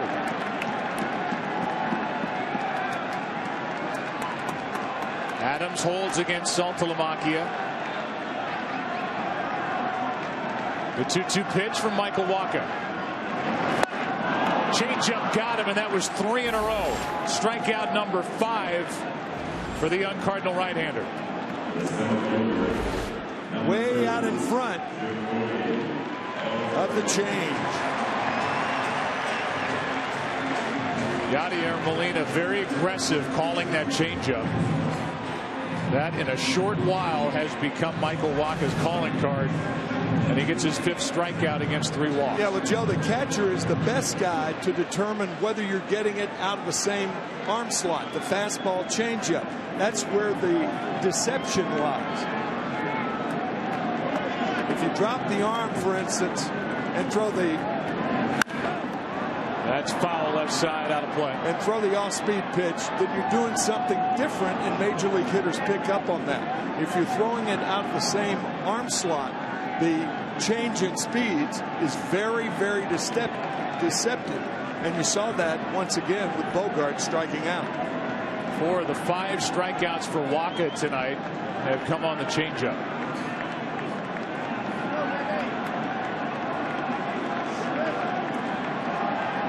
Here's the 0-1. Ellsbury takes inside on a fastball. 1 ball, 1 strike. Ellsbury during the regular season popped 9 home runs. He has not gone deep this postseason. 1 for 2 tonight. 1 for 5 in this series so far. Here's a 1-1. Popped up, got in on his hands. David Freese wants it. And that sends us into the 6th inning in game 2. And Michael Waka so far has lived up to the billing. The 22-year-old carries with him back to the dugout. A 1-0 lead. Save money, live better. Walmart by Geico. 15 minutes could save you 15% or more on car insurance. And by Bank of America, proud supporter of our service members and veterans. For nearly 20 years, Major League Baseball has partnered with Boys and Girls Clubs of America to provide kids with a world of opportunities. Each year, Boys and Girls Clubs provide more than 4 million kids with a chance to have a great future. Go to greatfutures.org to find out how you too can help. That was the great Frank Robinson with Rashawn Allen, the Boys and Girls Club's first ever Military Youth of the Year. Here's Beltran. 1 for 2. And he floats one into shallow right center. There's Ellsbury, 1 away. Give you our summary with 1 out here in the top of the 6th inning. It's been great pitching so far. Carlos Beltran did make the start. It was a game time decision. He's now 1 for 3. Matt Holliday with a leadoff triple in the 4th inning. He scored the only run. And then the 2 pitchers have been outstanding. Here is Holliday, who hit that triple and who is now 16 of 40 hitting here in this park. He sees it well, and we are seeing Michael Waka pitch very well, and John Lackey's right there with him. It was predictable. We talked about it in the open. The young Michael Waka and the 13-year-older John Lackey, they are right on the money tonight. A lot of lazy fly balls, some good play by Stephen Drew at shortstop, and the rest strikeouts. Well pitched game. Lackey has struck out 4. Waka has struck out 5. Lackey got Beltran for the first out.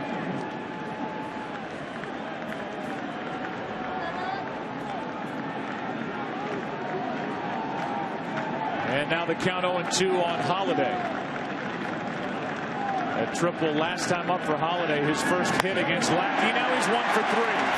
And each pitcher has struck out 5. 2 out in the 6th. Boy, a hard curveball out of the strike zone. We've talked about it so many times. Most swinging strikeouts are on pitches out of the strike zone. Probably 70%. It varies with different pitchers. But Matt Holliday missing that pitch by 6 or 7 inches.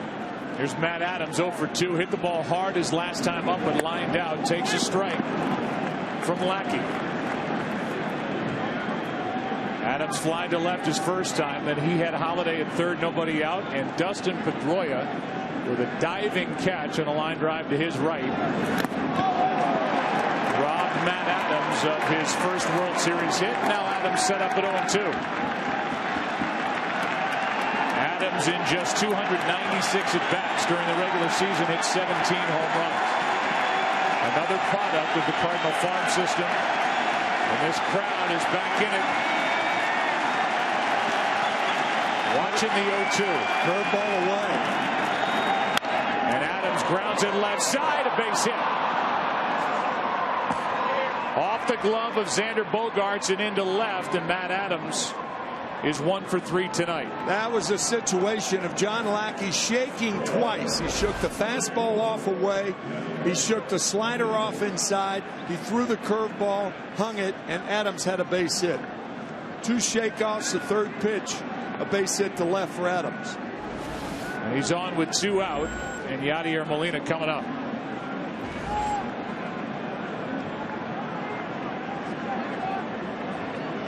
Molina with a single, and then the RBI ground out. He hit 12 home runs during the regular season. Has 1 so far this postseason. Right side, right at Pedroia. Shifts a bit to his left, and the easy out at first. 2 in the top of the 6th inning. Lackey pitching well. Waka back to work.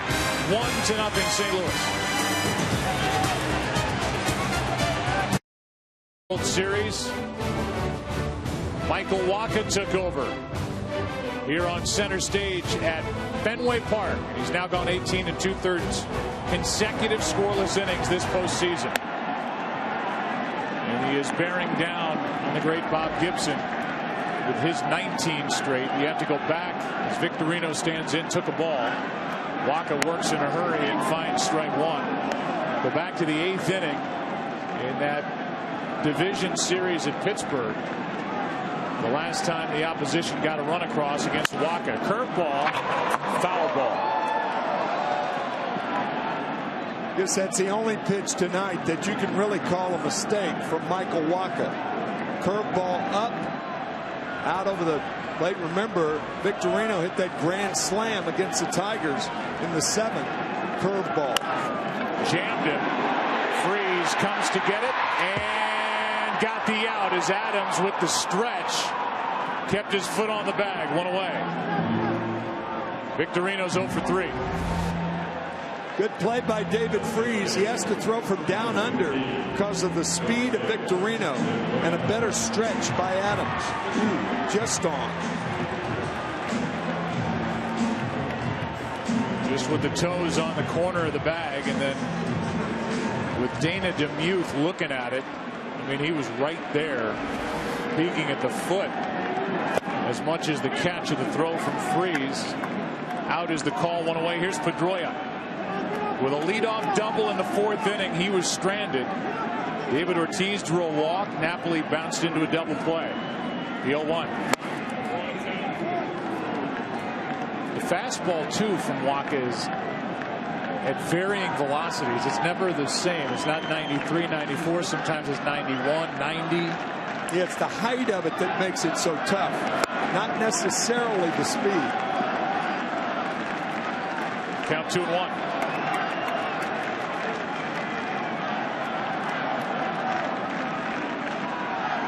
Pedroia does not have a home run this postseason. Hit 9 during the regular season and then skips in to make it 3-1. It was a 3-1 count. that Pedroia doubled on his last time up.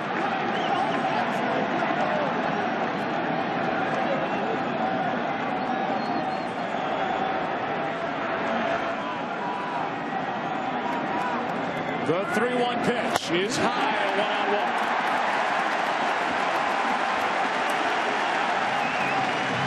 4 walks now to go with 5 strikeouts for Michael Wacha. And the batter will be David Ortiz.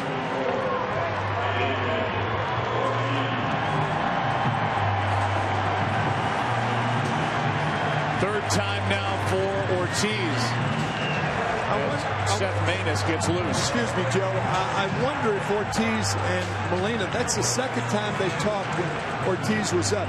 I wonder if Molina is asking him about a backswing that hit Molina in the helmet last night.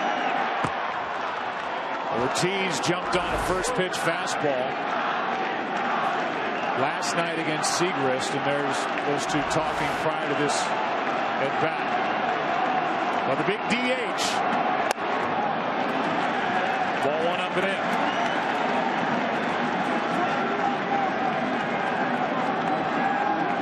Ortiz has become a smarter hitter with age.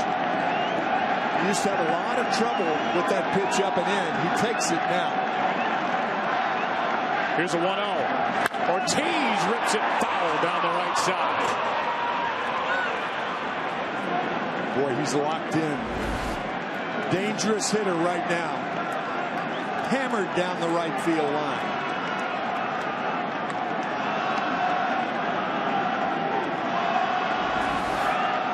One ball, 1 strike.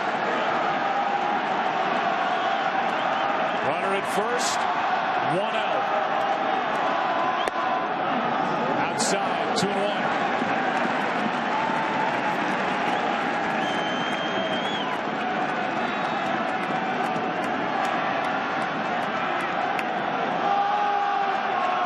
Pitch number 101 on the night for Wacha. Strike 2. Wacha has never thrown more than 112 pitches in a game in the big leagues as Maness, who worked here last night, gets loose.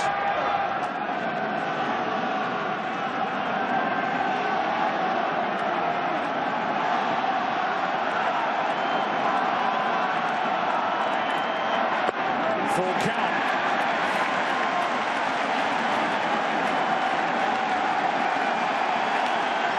Question is, do you send Pedroia?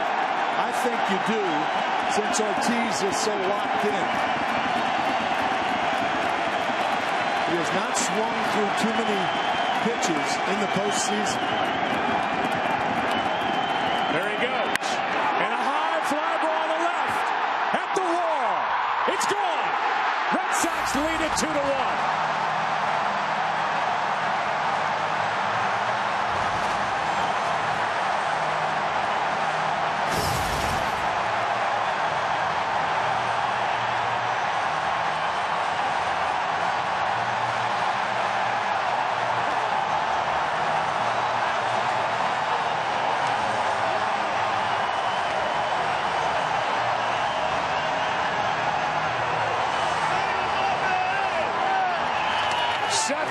Home run during the postseason for David Ortiz. On a high changeup, 85 miles an hour over the monster. So a monster hit it over the monster. And you called it when he was digging in on that foul ball he hit to the right side. He was struggling to find it against the Tigers. But he's found it, and he's locked in, and they want a curtain call.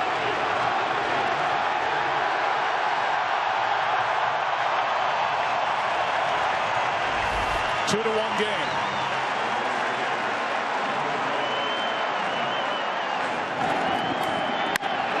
It was a changeup against Joaquin Benoit for the grand slam in Game 2 of the ALCS that tied it. The 8th inning.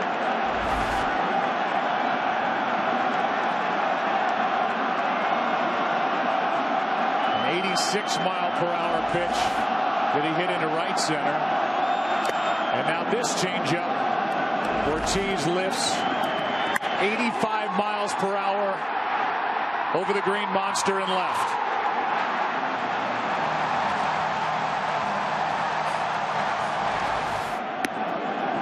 Napoli now with a count 2-1.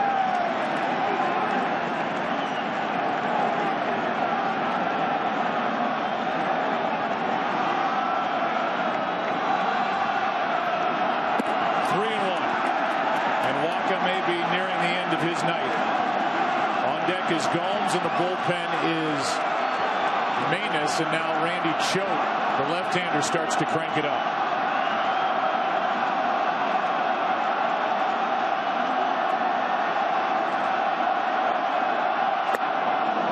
Change up makes it a full count.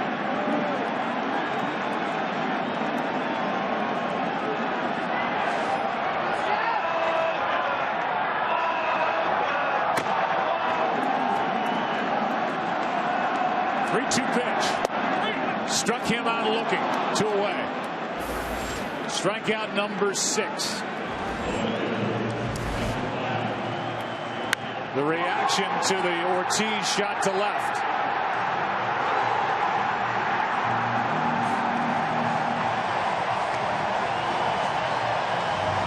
The guys who caught the ball, the seats over the monster and left. And then David Ortiz being greeted by Dustin Pedroia at the plate. As ball 1 rides up and in to Johnny Gomes. That's happened a lot this year. Dustin Pedroia greeting David Ortiz at home plate. How about that souvenir for that kid? Never forget it.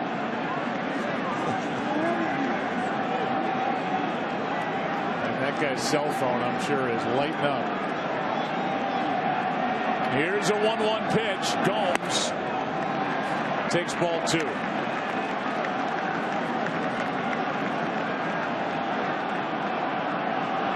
Gomes tonight 0 for 2. Fly to center, popped up to second. 2 balls, 2 strikes.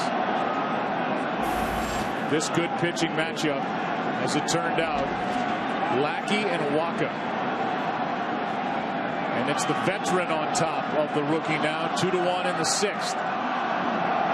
Hard hit, Freeze flags it down and gets the out. And let's go to the 7th inning of game 2. The big swing so far tonight. David Ortiz with the home run to left. And with that, Boston leading St. Louis 2-1. Back after this from your local Fox station.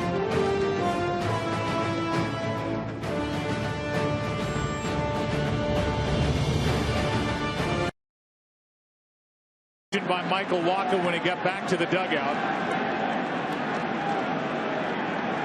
Walks a big part of his night. He walked 4 as Alan Craig, with the Red Sox up 2-1, leads off the 7th inning and fouls the first one back, strike 1. It was a walk that preceded the home run hit by David Ortiz. Only 3 hits allowed by Waka, but one of them left the park. And it's 2-1 Boston here in game 2. Alan Craig pops it foul right side. That will get out of play. Strike 2. And once again, all the talk about the counterpart to Lackey on the mound. It was Verlander in the ALCS. Tonight it was the rookie phenom Waka. And Lackey has gone about his business. He got the win in game 3 in Detroit, the ALCS, and he leads here 2-1 in the 7th. He is a gritty, tough competitor. Always has been. Never gives in. Here's the 0-2. Got him looking on the outside corner, 1 away. And strikeout number 6 for John Lackey.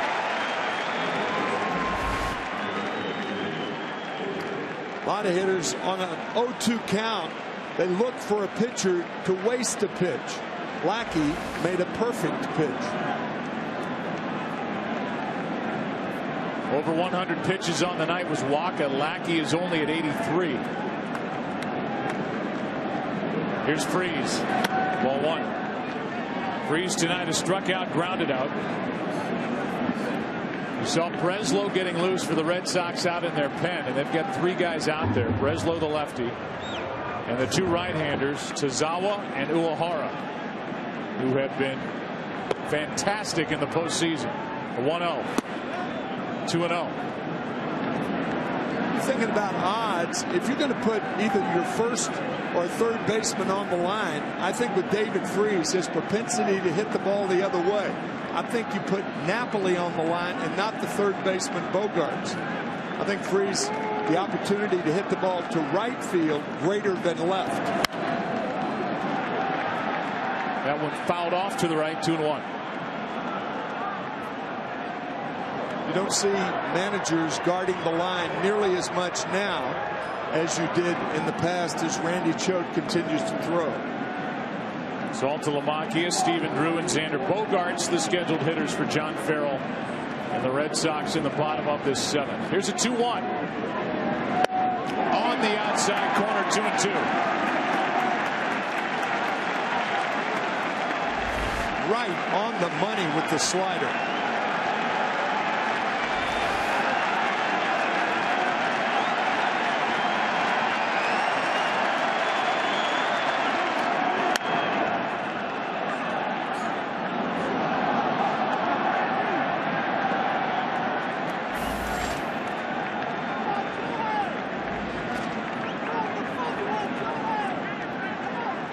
Two balls, 2 strikes on Freese.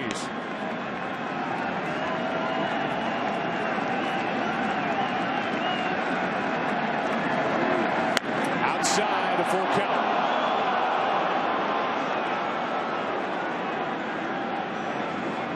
Left-handed batter on deck. Lefty in the bullpen, Breslow. It takes a crowbar to get the ball out of the hand of John Lackey if you're John Farrell. Or as it used to be for Mike Scioscia with the Angels. That's a great line and so appropriate. We'll see what happens after Freese. 3-2 pitch is fouled off to the right again.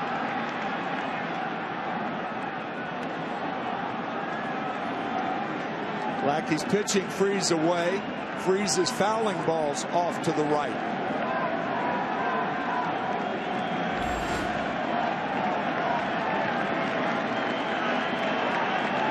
Here comes pitch number 91.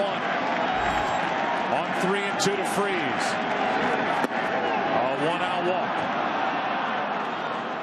Good at bat by David Freese. And now with Jay coming up, Farrell stays in the dugout for the moment. That is the 2nd walk to go with 6 strikeouts. The Cardinals have a run on just 4 hits.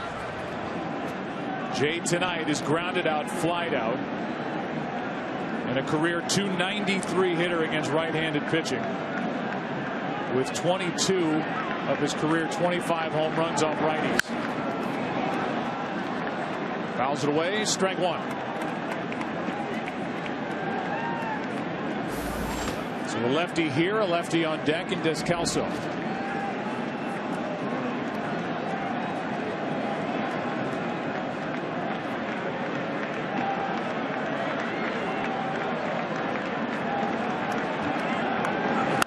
Late swing and a foul back by Jay, strike 2. Freese was off to the right with foul balls. Jay was off to the left with foul balls.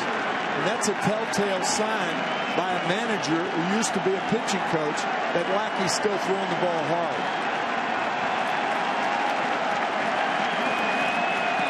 Shakes off a slider, wants the fastball away.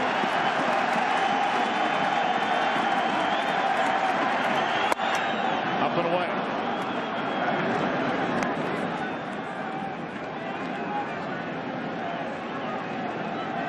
Lackey was shocked in the 7th inning when he turned around and saw John Farrell coming to get the ball in Detroit in Game 3. He's trying to power his way through this 7th inning and get around a 1-out walk. That's into right field, a base hit. Victorino is there to play it, and it's 2 on with 1 out.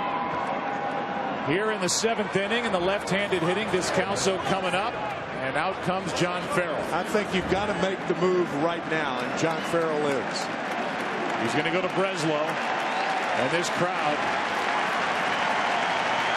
will let John Lackey hear their appreciation for his work in Game 2 here tonight.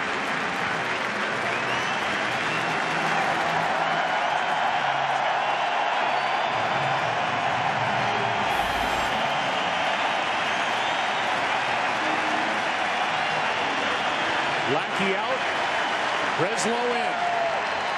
2 on, 1 out in the 7th.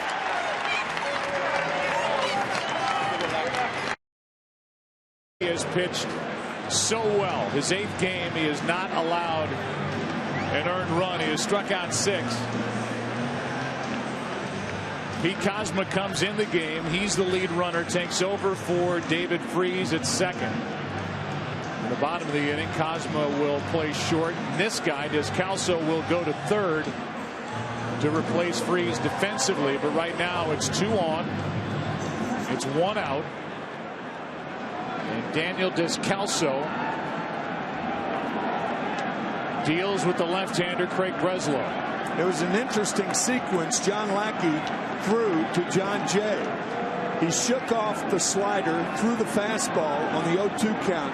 With the count 1 and 2, he went ahead and threw the slider, and Jay hammered it to right field. Descalso takes ball 1. Now to Zawa. The right-hander cranks it up. Daniel Descalso during the regular season hit 183 against left-handed pitching. Batting in the number 9 spot. 2 on, 1 out. And Kozma took off early. Breslow stepped off. Trying to get Breslow on the rubber to balk. That's tough to do for a guy who just entered the game as a pinch runner. He's not loose yet.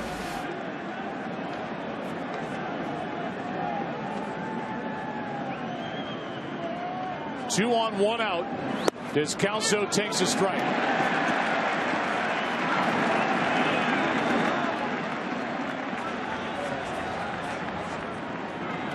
John Lackey goes 6 1/3. He's allowed a run on 5 hits, walked 2, struck out 6.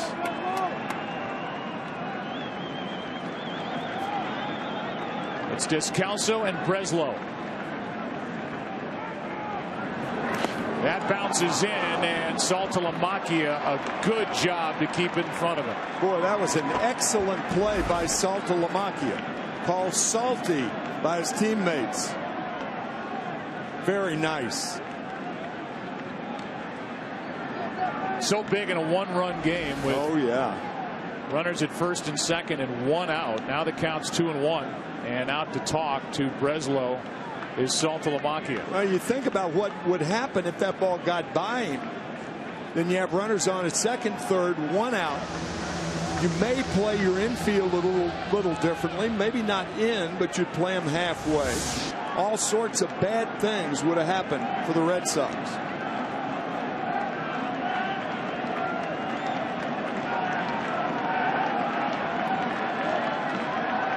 Good speed on for St. Louis with Kozma and Jay. 1 out. And Breslow's bothered by Kozma back at second base. Descalso during the regular season hit .238. He is 3 out of 18 this postseason. On deck is a left-handed hitting second baseman Matt Carpenter. Here's a 2-1. 2-2.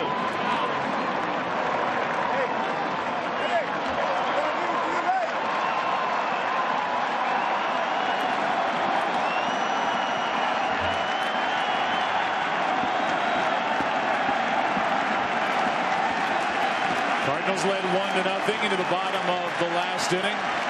David Ortiz, the DH, with a 2-run home run to left. 2-1 Boston. Now 2 on, 1 out for the Cardinals in the 7th.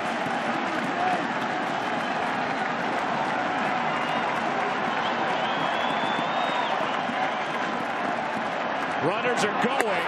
Pitch is high and a double steal. And Saltalamacchia could not get it out of his glove cleanly, and it's second and third, one out. I guess that fake break earlier was meant to be a steal and not a fake. Cosma leading the way, diving into third base, and now you've got to bring the infield in with the left-hander against the left-handed pitcher. Breslow looking for the strikeout. A foul back here. And the count's still full. So the double steal, the Cardinals aggressive down in the game, down in the series. And the two advance without a throw. That's what led to the stolen base of third base. Cosma thought he had a good jump. He stopped, went back, stole it 3 pitches later.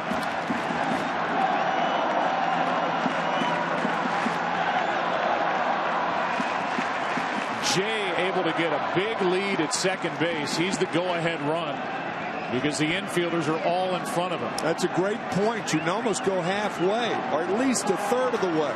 Get behind the shortstop. Here's a 3-2. That's inside to load him up. Borderline pitch. And Descalso takes a walk. Now, baby. Here we go. How in the world can Descalso take that pitch? There are great takes and bad takes. That was a good take. And so now the bases are loaded. Nieves, the pitching coach, comes out to talk. And the guy at the plate is Matt Carpenter, who led the league with 199 hits, but who in the postseason has only 8 so far. He came into this game hitting 174. In October, he's 0 for 3. But that was against Lackey, and now he has to deal with a left-hander, Breslow. Good speed on for St. Louis, down by a run in the 7th.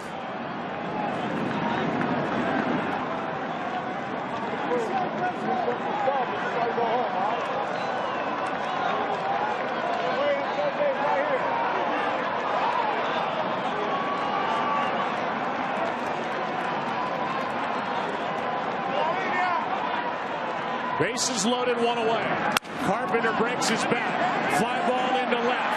Cosma tags. Here's the throw from Gomes. Tie game. Now the runner Jay down to third. The throw gets away, and the Cardinals will take the lead. Descalso ends up at third base, and St. Louis is on top 3-2 as Breslow threw it away.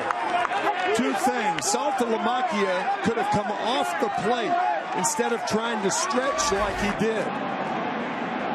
The ball is not deep in the left field. Johnny Gomes in position to throw, has a pretty good arm toward the first baseline. And now Breslow, Joe, we've talked about this from April to October, about how many games are lost by pitchers' throws to bases. A lot over the course of a season, and this game isn't lost, but the Red Sox are behind again. It's a 3-2 game. It's a sac fly into left to plate the tying run.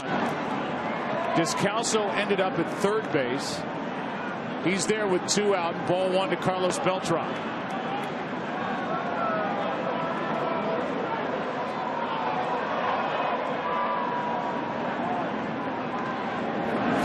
Beltran hits it down the right field line into that corner. It is just foul. They're calling 2 errors on the play. It's a sacrifice fly, and then an error on Saltalamacchia here, and an error on Breslow here to plate the go-ahead run. Saltalamacchia allowing Jay to go to third, and then Breslow allowing Jay to score. Now Beltran takes a ball down and in, 2-1.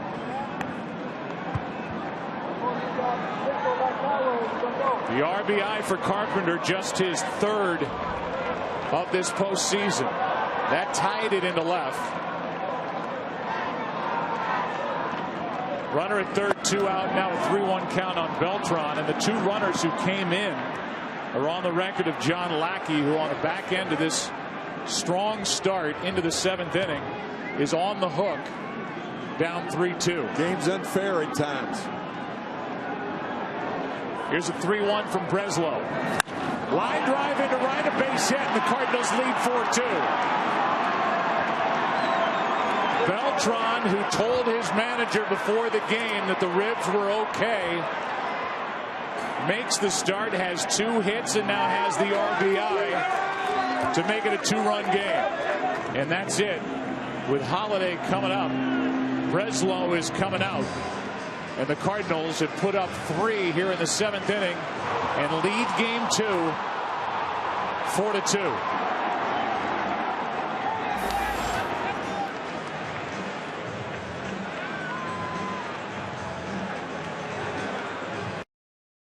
Trying to now keep it a 2-run game. Give you the Geico in-game box score, as we've had a lot of action in the bottom of the 6th and now the top of the 7th for the Cardinals. A couple of hits for Beltran.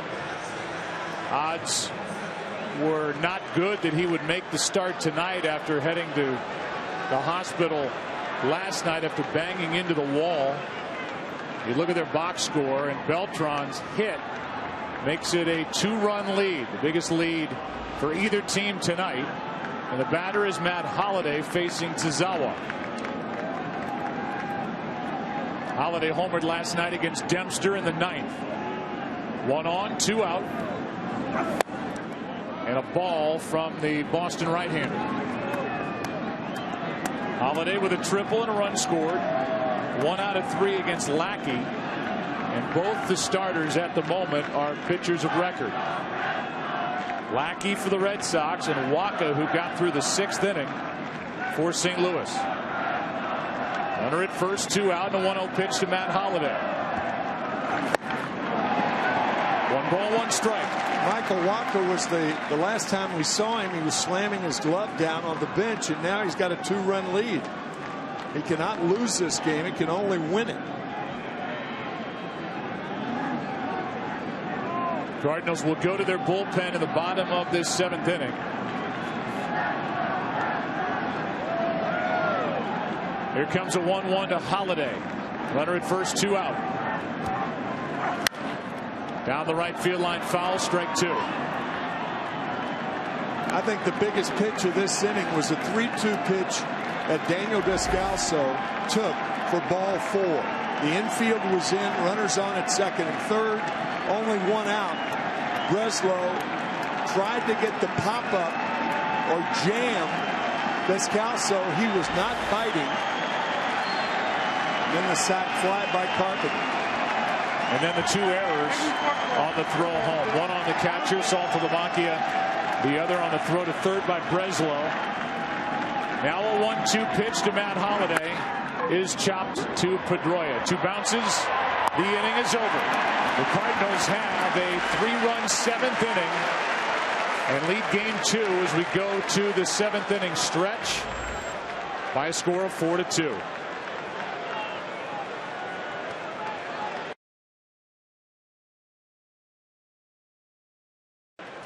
Ladies and gentlemen, please rise for our 7th inning stretch. Throughout the year, the Red Sox have welcomed to Fenway Park many of those who were affected by the Boston Marathon tragedy. Today, we are honored to have with us, once again, several who embody the phrase, Boston Strong.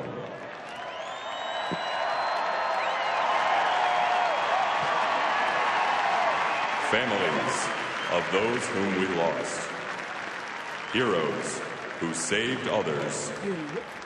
And the injured, whose spirited recoveries are an inspiration to us all, some of whom are walking onto the field for the first time since April 15th.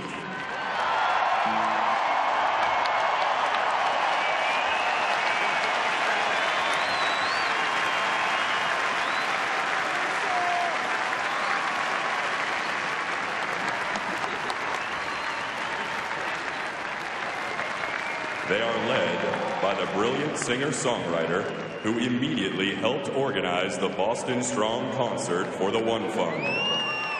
Joined by his wife Kim and son Henry, here to sing America the Beautiful. Won't you please welcome once again Boston's own James Taylor.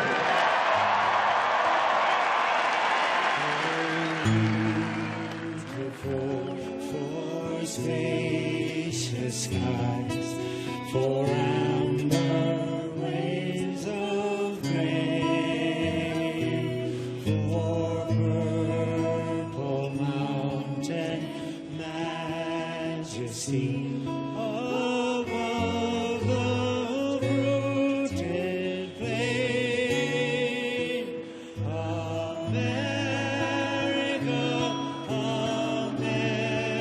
America, God shed His grace on thee and crown thy good with brotherhood from sea to shining sea, from sea to shining sea.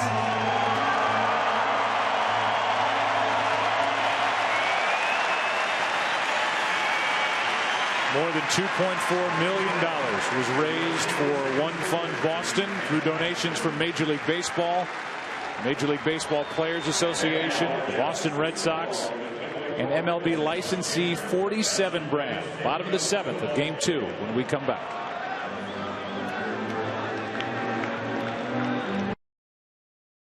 Since 1997, and by AT&T, rethink possible.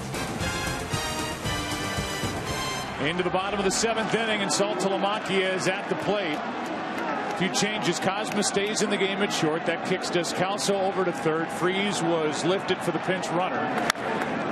And here is the young right-hander Carlos Martinez throwing 97, picking up for Wacha, who went 6. There are the numbers this postseason for Martinez. Saltalamacchia, Stephen Drew, Xander Bogaerts, the batters. That's strike 298 from Martinez, who worked an inning last night and allowed a run on a hit. But he was not throwing like he's throwing the first 2 pitches to Jared Saltalamacchia.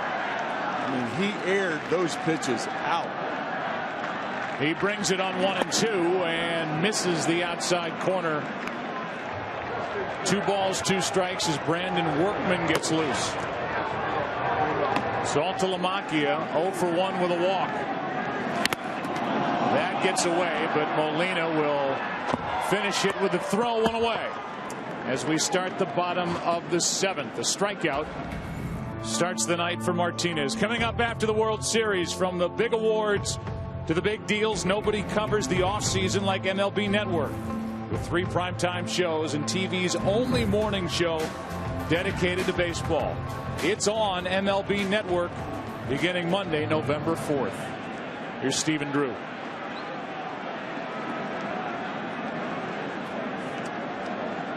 Martinez gets strike 1 by the bat of Drew, who's 0 for 2 tonight and 4 out of 41 this postseason.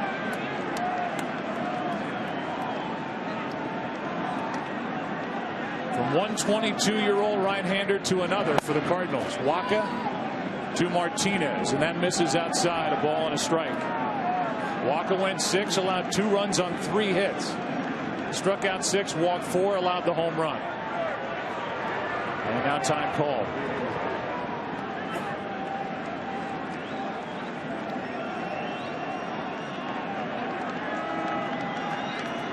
Here's a 1-1. That's off the glove of Martinez. Bare hand pickup for the out. You got to be kidding me. And Cosma, who committed 2 errors last night, who stole a base in the top of this inning, his first chance, and what a play. Well, last night he used his glove. He decided not to use it tonight.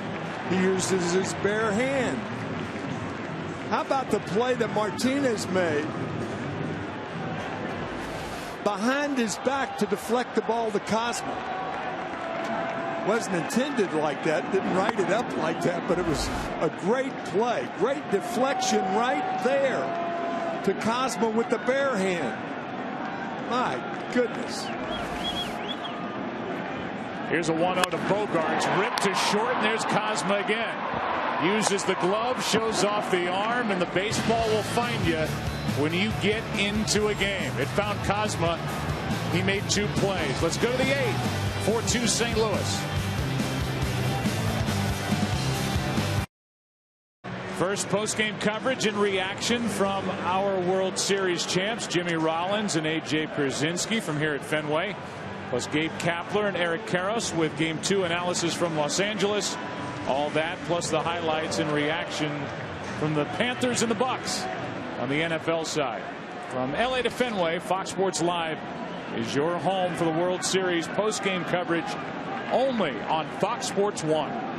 Here's Matt Adams leading it off in the 8th inning against the new right-hander, Brandon Workman, who has been so good this postseason. A guy who started the year at Double-A.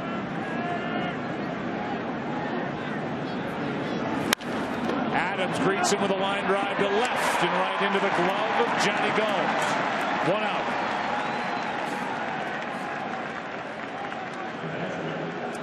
Matt Adams 1 out of 4 tonight, and Yadier Molina will step in. He has a single, then an RBI ground out. He bounced out to Pedroia in the 6th.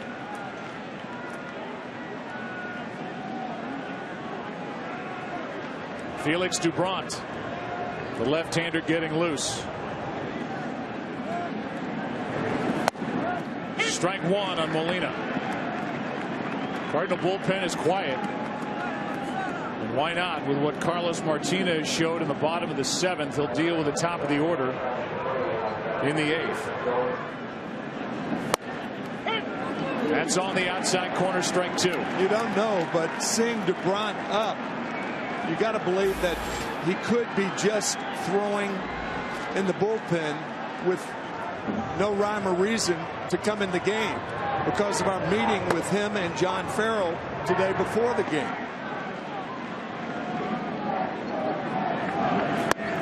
That's just inside, ball 1. Clay Buchholz is supposed to start game 4.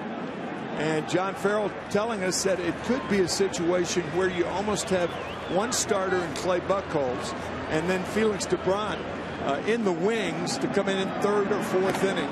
So you almost have a flexible 2 starters for the Red Sox. He's not sure about that. It depends on whether Buchholz feels like he can go deep into the lineup, turn it over once or 1.5 times, and then go to Doubront. I don't think Doubrant's going to come in the game. I could be wrong, but I don't think so. 2 balls, 2 strikes on Yadier Molina with 1 out.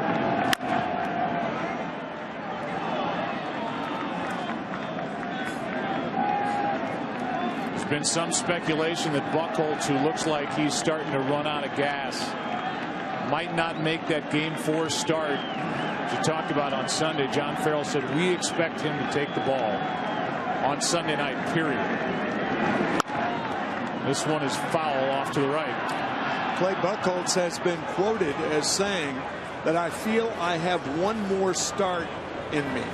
That's an odd comment coming from a great competitor who's had shoulder problems this year. Spent 3 months on the disabled list. Had a great year record-wise when he was out there. Here's a 2-2. Fly ball into center, pretty well hit. Back is Ellsbury on the track. 2 out.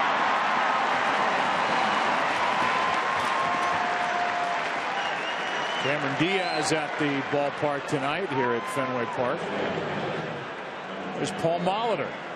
Boy, could he play. Timothy Hutton is here. And John Hamm. John from St. Louis, right? He's from St. Louis, John Burroughs High School. And a big Cardinal fan here at Fenway Park as Alan Craig takes ball 1 outside. Allen tonight hitless. He did draw a walk back in the 4th inning. 1 for 6 so far in this World Series. Just happy to be back out there after spraining his left foot. Now he's on for the 2nd time tonight. And he has his 2nd hit of this World Series.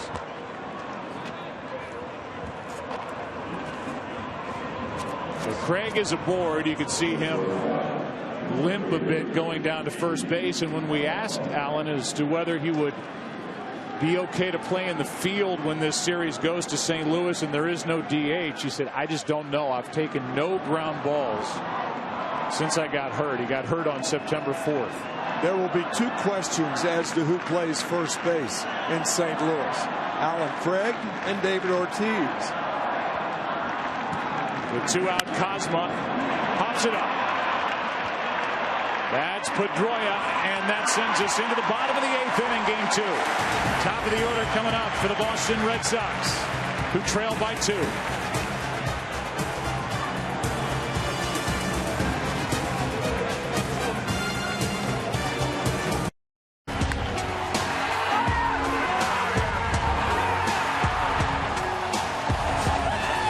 Enough talk. Let's get it on. Well, David Ortiz, as he does seemingly every game in October, has made his presence felt. He has the 2 RBIs for the Red Sox tonight. That shot over the monster and left from a cell phone, with his home run landing in the seats above the wall. Here's Ellsbury, who pulls back from a 95-mile-an-hour fastball for strike 1. It's 4-2 St. Louis in the bottom of the 8th. Michael Wacha in the dugout watching as Ellsbury 1 for 3 waits for the 0-1. That's over Martinez. It's bobbled and dropped by Carpenter, and the leadoff man is on. A broken bat again for Jacoby Ellsbury, and Carpenter couldn't make the play. You could see that coming. It's probably going to be an error. It's a tough chance, an in-between hop. They say infielders make their own hops and read their own hops. This is tough to read, tough to make. But an error on Carpenter. The reaction from Carlos Martinez, and that means the tying run will dig in. Take a listen.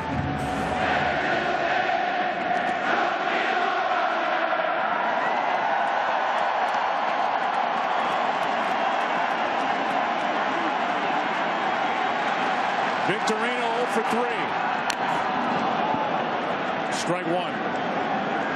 The Cardinals have literally had to remake their bullpen. It happened to the Red Sox. It happened to the Cardinals. Boston lost Hanrahan early in the year. Andrew Bailey. They're left with Uehara, who's been brilliant. The Cardinals have young arms in different roles the final month of the season and in October. And so you've got a 22-year-old in Carlos Martinez with Fenway singing to him out on the mound after Wacha. And Mike Matheny's closer, Trevor Rosenthal, who just became the closer, turned 23 this season. It's what the Cardinals have done this year. They have won and developed at the same time. It started early in the year when the Cardinals lost Jason Mott, their closer. That set it in motion. Here's the 0-2. Got him looking, 1 away. And the breaking ball froze Victorino. Boy, that slider came from nowhere to get Victorino. Sitting outside as Molina sliding over the heart of the plate. The thing that's so impressive about Martinez, obviously it's his finish, but it's that freedom of movement of the arm. Unencumbered. Well, Pedro Martinez was here to throw out the first pitch tonight. And the guy they call Baby Pedro, Carlos Martinez, no relation on the mound. Slings it home at 96 for strike 1. And unless there's a double play by Pedroia, Big Papi will be hitting at least representing the tying run. At least. And that's why in the bullpen, Randy Choate, the left-hander, just got up again and starts to get loose. Right now it's Pedroia.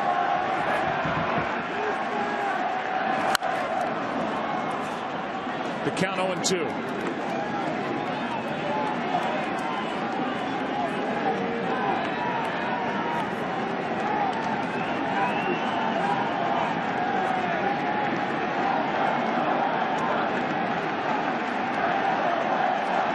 An error to start the inning, then a strikeout looking at Victorino. Second strikeout for the young right-hander Martinez.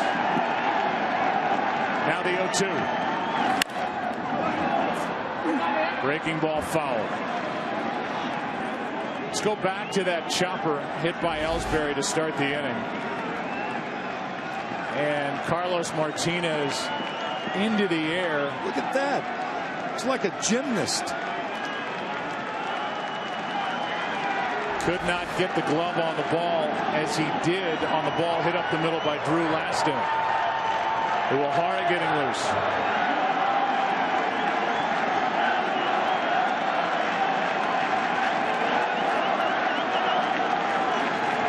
Another 0-2 pitch to Pedroia.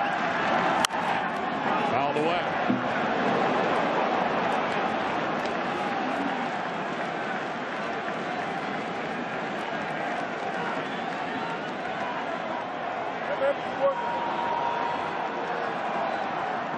Michael Wacha went 6th. Carlos Martinez, a perfect 7th, trying to pitch around an error here in the 8th. Big Poppy lurking on deck. Carlos Beltran playing shallow in right field. Pedroia, good 2-strike hitter. Strikeout, 2 down. And David Ortiz doesn't even move out of the on-deck circle. Good tight breaking ball from Martinez to get Pedroia. Molina goes out to the mound.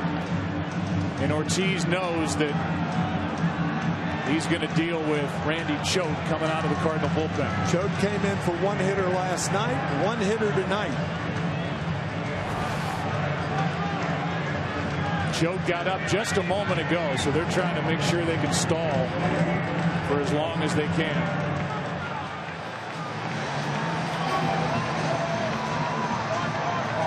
Molina makes the long, slow walk back to the plate.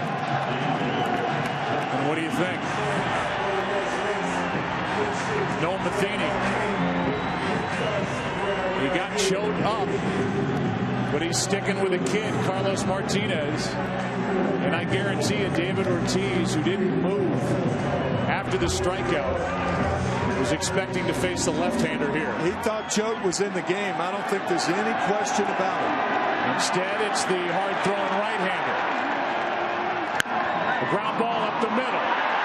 Diving stop by Carpenter, but a base hit for David Ortiz. And the inning continues. Matt Carpenter prevents Jacoby Ellsbury from going to third base, but he can't make a play.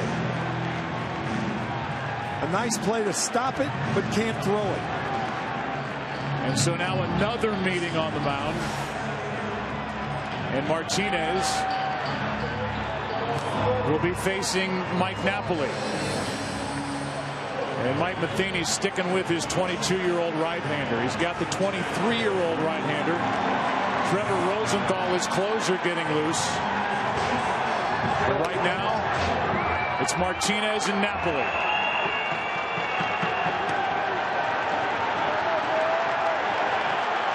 Go-ahead run at the plate. 2 on, 2 out. Strike 1.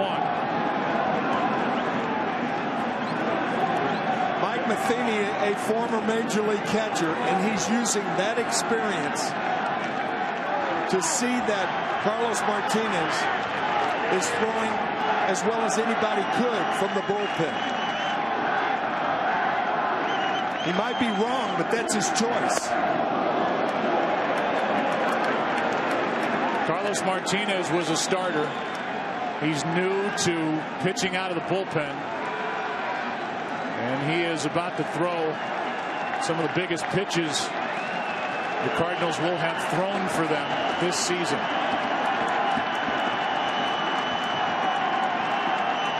The 1-1.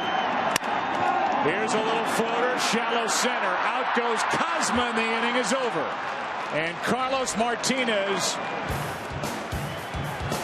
heads off the field, and Mike Matheny's confidence in the young right-hander is rewarded. The reaction from the second-year manager, 43-year-old Mike Matheny, 22-year-old Carlos Martinez. Let's go to the ninth, 4-2, St. Louis.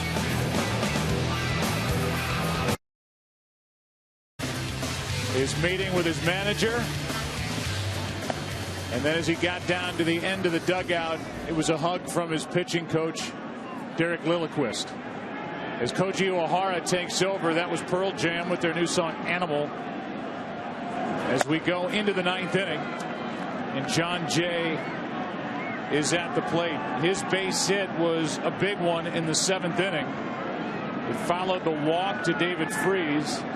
It was the end of the night for John Lackey, who pitched so well.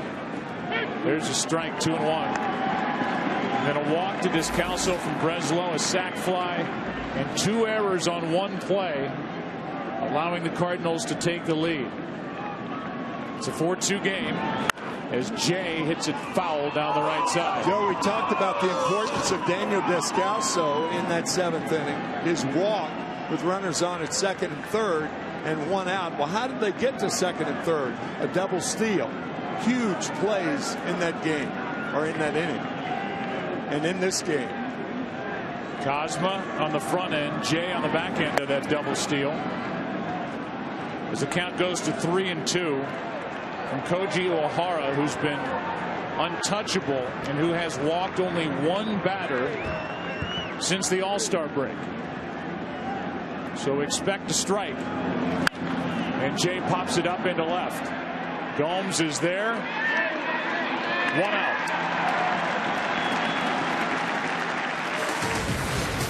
The World Series on Fox is sponsored by the Volkswagen Sign Then Drive event.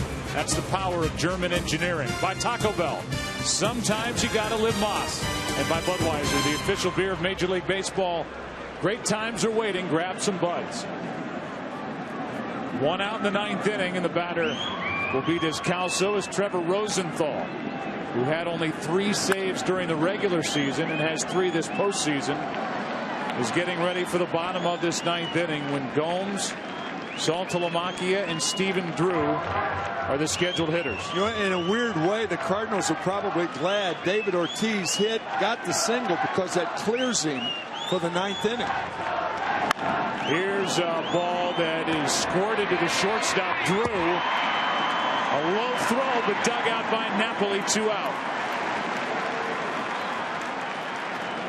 If you just joined us, we've got 2 out in the top of the 9th inning. Plenty of drama here in game 2. David Ortiz with his 17th career postseason home run in the bottom of the 6th inning off Michael Wacha. Put the Red Sox up 2-1. Beltran, despite the rib injury last night, 2 out of 4 with an RBI tonight. And while defense hurt the Cardinals in game 1, 2 errors on 1 play here tonight hurt the Red Sox in a 3-run 7th.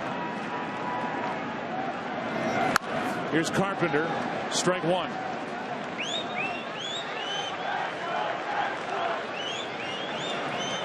You know, you talk about Mike Matheny replacing a legend in Tony La Russa.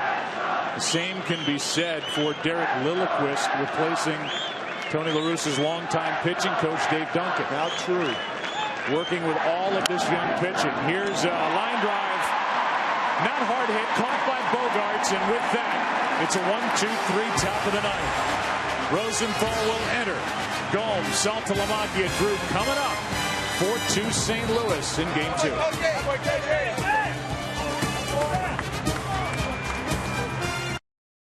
2. In reaction from Jimmy Rollins and A.J. Pierzynski, Gabe Kapler, Eric Karros from Los Angeles. They'll be talking about this.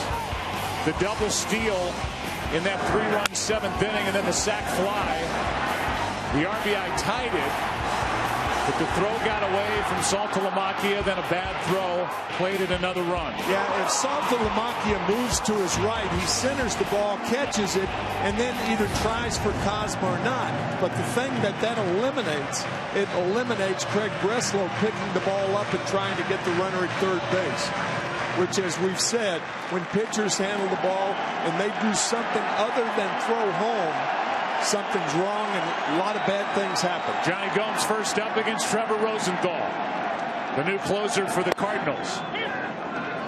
And you're just going to see more heat from another young right-hander. Cardinals trying to win this World Series Game 2 by getting 6 innings from the 22-year-old Wacha. Then 2 innings from the 22-year-old Carlos Martinez. And then wrap it up with the elder statesman, 23-year-old Trevor Rosenthal. Look at that.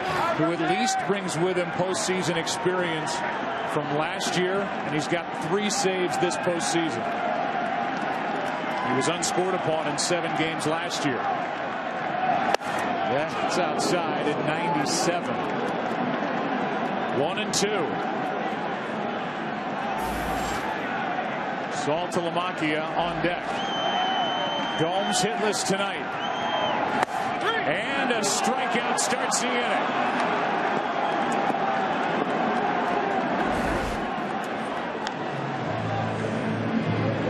No sense in wasting pitches when you throw as hard as Rosenthal. 98 miles an hour.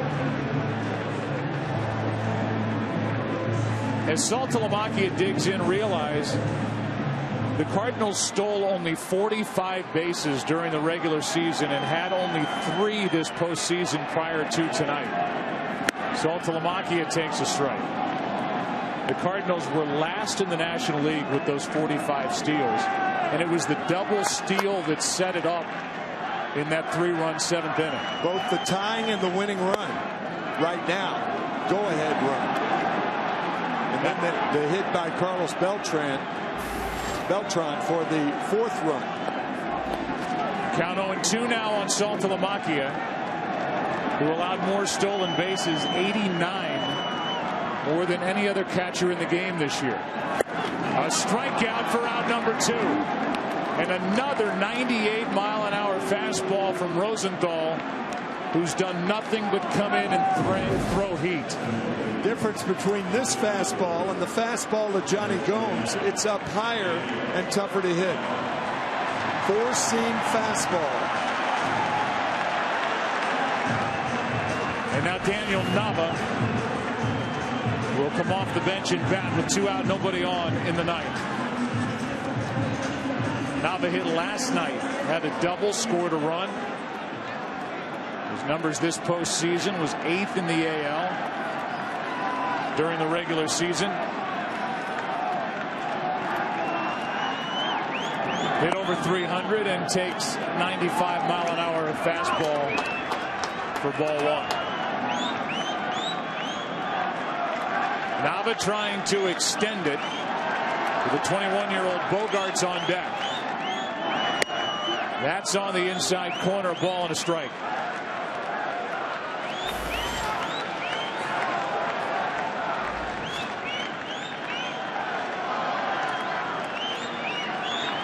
Nava batting for Stephen Drew. The 1-1 on the outside corner, and Rosenthal could end this game with an exclamation point by striking out the side. On a cold night in October, Daniel Nava comes off the bench and has to look at 98 from Rosenthal.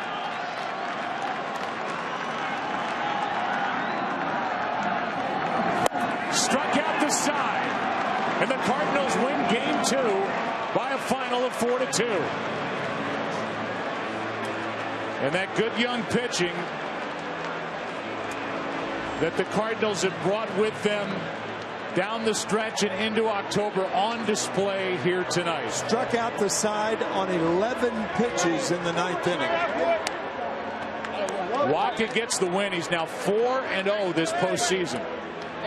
Lackey the loss, his first of this postseason.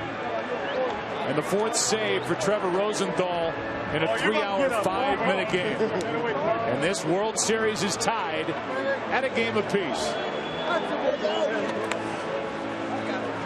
Go back to the last strike that ended the night.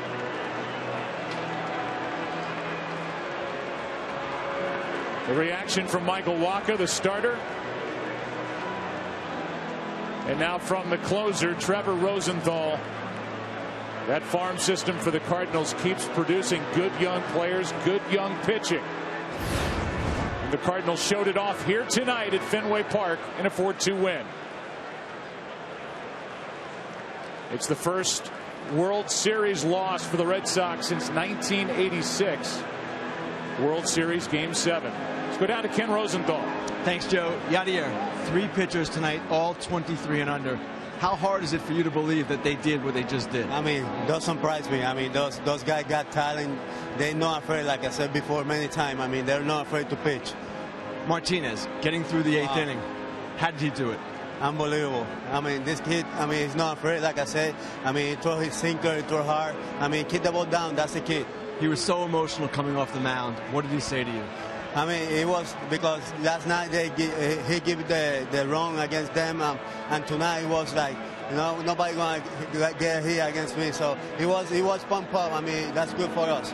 Wacha, it seemed like he made only one mistake, the pitch to Ortiz. Yes. How did you assess his performance? I mean, he pitched outstanding. He keep us on the game. That's what we asked for.